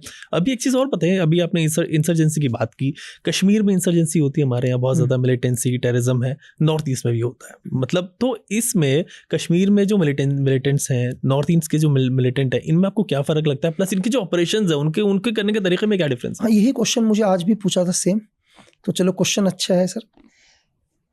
मैं सेम वही बात बोलूँगा कि कश्मीर में और मेरे लिए नॉर्थ ईस्ट में, अगर आप मेरा पॉइंट ऑफ व्यू लो तो मेरे लिए सर जो कश्मीर का जो सबसे बुरा हालात होते हैं, कोई बुरा टाइम है कि बहुत तगड़ी मिलिटेंसी है, इस टाइम कंटिन्यू ऑपरेशन हो रहे हैं, तो इतने बुरे सिचुएशन जो कश्मीर के हैं, वो मेरे लिए नॉर्थ ईस्ट का सबसे अच्छे दिन है सर। नॉर्थ ईस्ट का सबसे अच्छे दिन है। अगर आप मुझे कश्मीर में डिप्लॉय करो और मैं कश्मीर में ऑपरेशन करूं 1 महीना 2 महीना, जो कश्मीर का मेरा सबसे बुरा दिन रहेगा ना मिलिटेंसी के खिलाफ, वो नॉर्थ ईस्ट का मेरा सबसे अच्छा दिन होगा। नॉर्थ ईस्ट मणिपुर इतना डेंजर है। एग्जाम्पल बताता हूँ कि जो JNK के अंदर जब भी मिलिटेंसी के साथ जो काउंटर्स होते हैं, काउंटर ऑपरेशन होते हैं, JNK के अंदर एक मिलिटेंट आर्मी के साथ फाइट करता है 2-2, 3-3, 4-4 घंटा। आपने देखा होगा टीवी वगैरह आप सुनते हैं कि 12 घंटे तक भी आर्मी ने ऑपरेशन किया, ब्रिगेड ने घेर लिया, ठीक है, पूरा एक कंबाइन ऑपरेशन चल रहा है, आर्मी है साथ में, JNK की STF है, पैरामिलिट्री फोर्सेस है, और 12 घंटे में 10 मिलिटेंट मारे गए या 5 मिलिटेंट मारे गए, हमारे 2 जवान शहीद हो गए करके। लेकिन नॉर्थ ईस्ट के अंदर क्या होता है सर, जो नॉर्थ ईस्ट का जो इंसर्जेंट है ना, वो 12 घंटे फाइट नहीं करता सर, वो सिर्फ 2 ही मिनट फाइट करता है, 2 मिनट में 10 कैजुअलिटी दे जाता है सर, सिर्फ 10 कैजुअलिटी 2 मिनट के अंदर। 12 मिनट का तो मैंने देखा ही नहीं है नॉर्थ ईस्ट का आज तक कभी। लेकिन नॉर्थ ईस्ट का जो अम्बुश है वो दुनिया का सबसे खतरनाक अम्बुश है सर। उनकी प्लानिंग इतनी डेंजर है, वो इतनी तैयारी करते हैं, मतलब उनके अम्बुश में आया हुआ आदमी बच गया तो आप समझना आपको जीवन दान मिल गया। उनका फायर इस तरह से आता है जैसे भरी बरसात में जो बरसात की बूंदें आती हैं, और अगर कोई आदमी बोले कि यार मैं इन बरसात की बूंदों से दौड़कर बच जाऊंगा, तो पॉसिबल नहीं है सर। शरीर में कहीं ना कहीं, तो आपने एक इंसिडेंट सुना होगा आपने कि नॉर्थ ईस्ट में 2015 के अंदर डोगरा रेजिमेंट के ऊपर एक अटैक हुआ था जिसमें हमारे 18 सोल्जर शहीद हुए थे सर। एग्जैक्टली हुआ था, सुना होगा, उससे पूरे हिंदुस्तान हिला था। और आपने उसमें एक चीज़ और सुना होगा, हमारे 18 जवान शहीद हुए थे, उनका एक भी नहीं मरा था सर। आप समझ सकते हैं? बिल्कुल बिल्कुल। आप वहाँ की मिलिटेंसी सर, एग्जैक्टली, मतलब 18 जवान हमारे शहीद हो गए, उधर एक नहीं सर। बिल्कुल। तो उनका अम्बुश देखो ना सर, उनका किस तरह का अम्बुश होता है। और वहाँ का क्या है, आप जमीनी हालात देख लो वहाँ के, वो थोड़े से डिफरेंट हैं JNK से सर। JNK में हमें आर्क ऑफ फायर क्लियर नजर आता है, मतलब हम बहुत दूर तक देख सकते हैं वहाँ का जो बनावट है जंगल का, जो जंगल में जो बड़े बड़े पेड़ हैं उसमें आसानी से दूर तक देख सकते हैं, लेकिन मणिपुर के अंदर बहुत कटीली झाड़ियाँ हैं, जो वहाँ की स्ट्रक्चर है, जो वहाँ का जो प्रकृति ने दे रखा है, वहाँ एनिमी आपसे 2 कदम भी नहीं दिखाई देगा सर, इतना मुश्किल है वहाँ पर। और वहाँ पर क्या है कि जो नॉर्थ ईस्ट के अंदर जो चीज़ है, नॉर्थ ईस्ट के अंदर क्या है, मिलिटेंट सीधा कोई भी इंसिडेंट करके गांव वालों के साथ मिल जाता है सर। ओके, उसको फाइंड आउट करना बहुत मुश्किल हो जाता है, ठीक है, उसको वहां से निकालना बहुत मुश्किल है। कोई ऑपरेशन उधर नॉर्थ ईस्ट का, क्योंकि आप वहाँ पे रहे हैं, दुनिया भर के उधर ऑपरेशन, 1-2 ऑपरेशन आप शेयर करें, एक ऑपरेशन शेयर करें। सर नॉर्थ ईस्ट में तो हर रोज ही एक ऑपरेशन होता था सर, ऐसा कोई दिन ही नहीं है नॉर्थ ईस्ट में जिस दिन ऑपरेशन नहीं होता सर, ठीक है। नॉर्थ ईस्ट में मैंने आपको क्या बोला कि 36 टेररिज्म ग्रुप है नॉर्थ ईस्ट में, as a insurgent group, as a मैं उन्हें टेररिस्ट नहीं बोलूंगा, तो एक इंसर्जेंट ग्रुप है 36। मैंने कहा ABCD, हमारे में एक कहावत है कि ABCD में ऐसा कोई वर्ड नहीं है जिस वर्ड के नाम पर एक ग्रुप नहीं है सर। और आप देखो ना, मतलब एक, मतलब सोच देखो, मतलब आप देखो, 15-15 साल के बच्चों ने वेपन्स उठा रखे हैं सर, क्या चाहिए पता नहीं। अरे रोड नहीं बनने दोगे, एक तो मतलब कि कैसे काम करेंगे भाई, वहाँ कोई भी कॉन्ट्रैक्टर चले जाए, कोई भी ठेकेदार चले जाए, तुम्हें अपना पैसा चाहिए, हर ग्रुप को चाहिए। अरे भाई एक आदमी को रोड का ठेका बनाने के लिए दिया है, 36 के 36 को चाहिए, 36 के 36 को चाहिए। एक आदमी को ठेका मिला हुआ है कि सपोज करो 1 करोड़ में उसने रोड बनानी है, एग्जाम्पल के लिए 1 करोड़ में जो सबसे पावरफुल ग्रुप आएगा वो बोलेगा भाई एक काम करो 20 लाख मुझे दे, ठीक है। दूसरा आएगा बोलेगा 10 में लूंगा, तीसरा बोलेगा, तो आदमी हाथ जोड़ देता है भाई। बिल्कुल। तो अब नॉर्थ ईस्ट पर हम कभी लंबी चर्चा करेंगे, नॉर्थ ईस्ट के ऊपर सर। बिल्कुल लकी, आज मतलब आप हमारे साथ कनेक्ट हुआ, आज इस बात को इतना ही रखते हैं इस पॉडकास्ट को, एंड हम कोशिश करेंगे आप दोबारा आएं, और जब आपकी बुक रिलीज होगी उसके लिए हम पहले से बधाई दे रहे हैं आपको, मतलब कांग्रेचुलेशंस आपके लिए, और मूवीज आएंगी वो भी हम देखेंगे, और इवन अपने व्यूअर्स से कहेंगे कि आप बुक पढ़ें, जब लकी की आ जाएगी हम भी ट्राई करेंगे कि लकी से तब कॉन्टैक्ट करें, और फिर बुक के अंदर क्या है वो भी आपको बताएं। थैंक यू सर, बिल्कुल, थैंक यू लकी हमारे साथ, थैंक यू सर जी, बिल्कुल।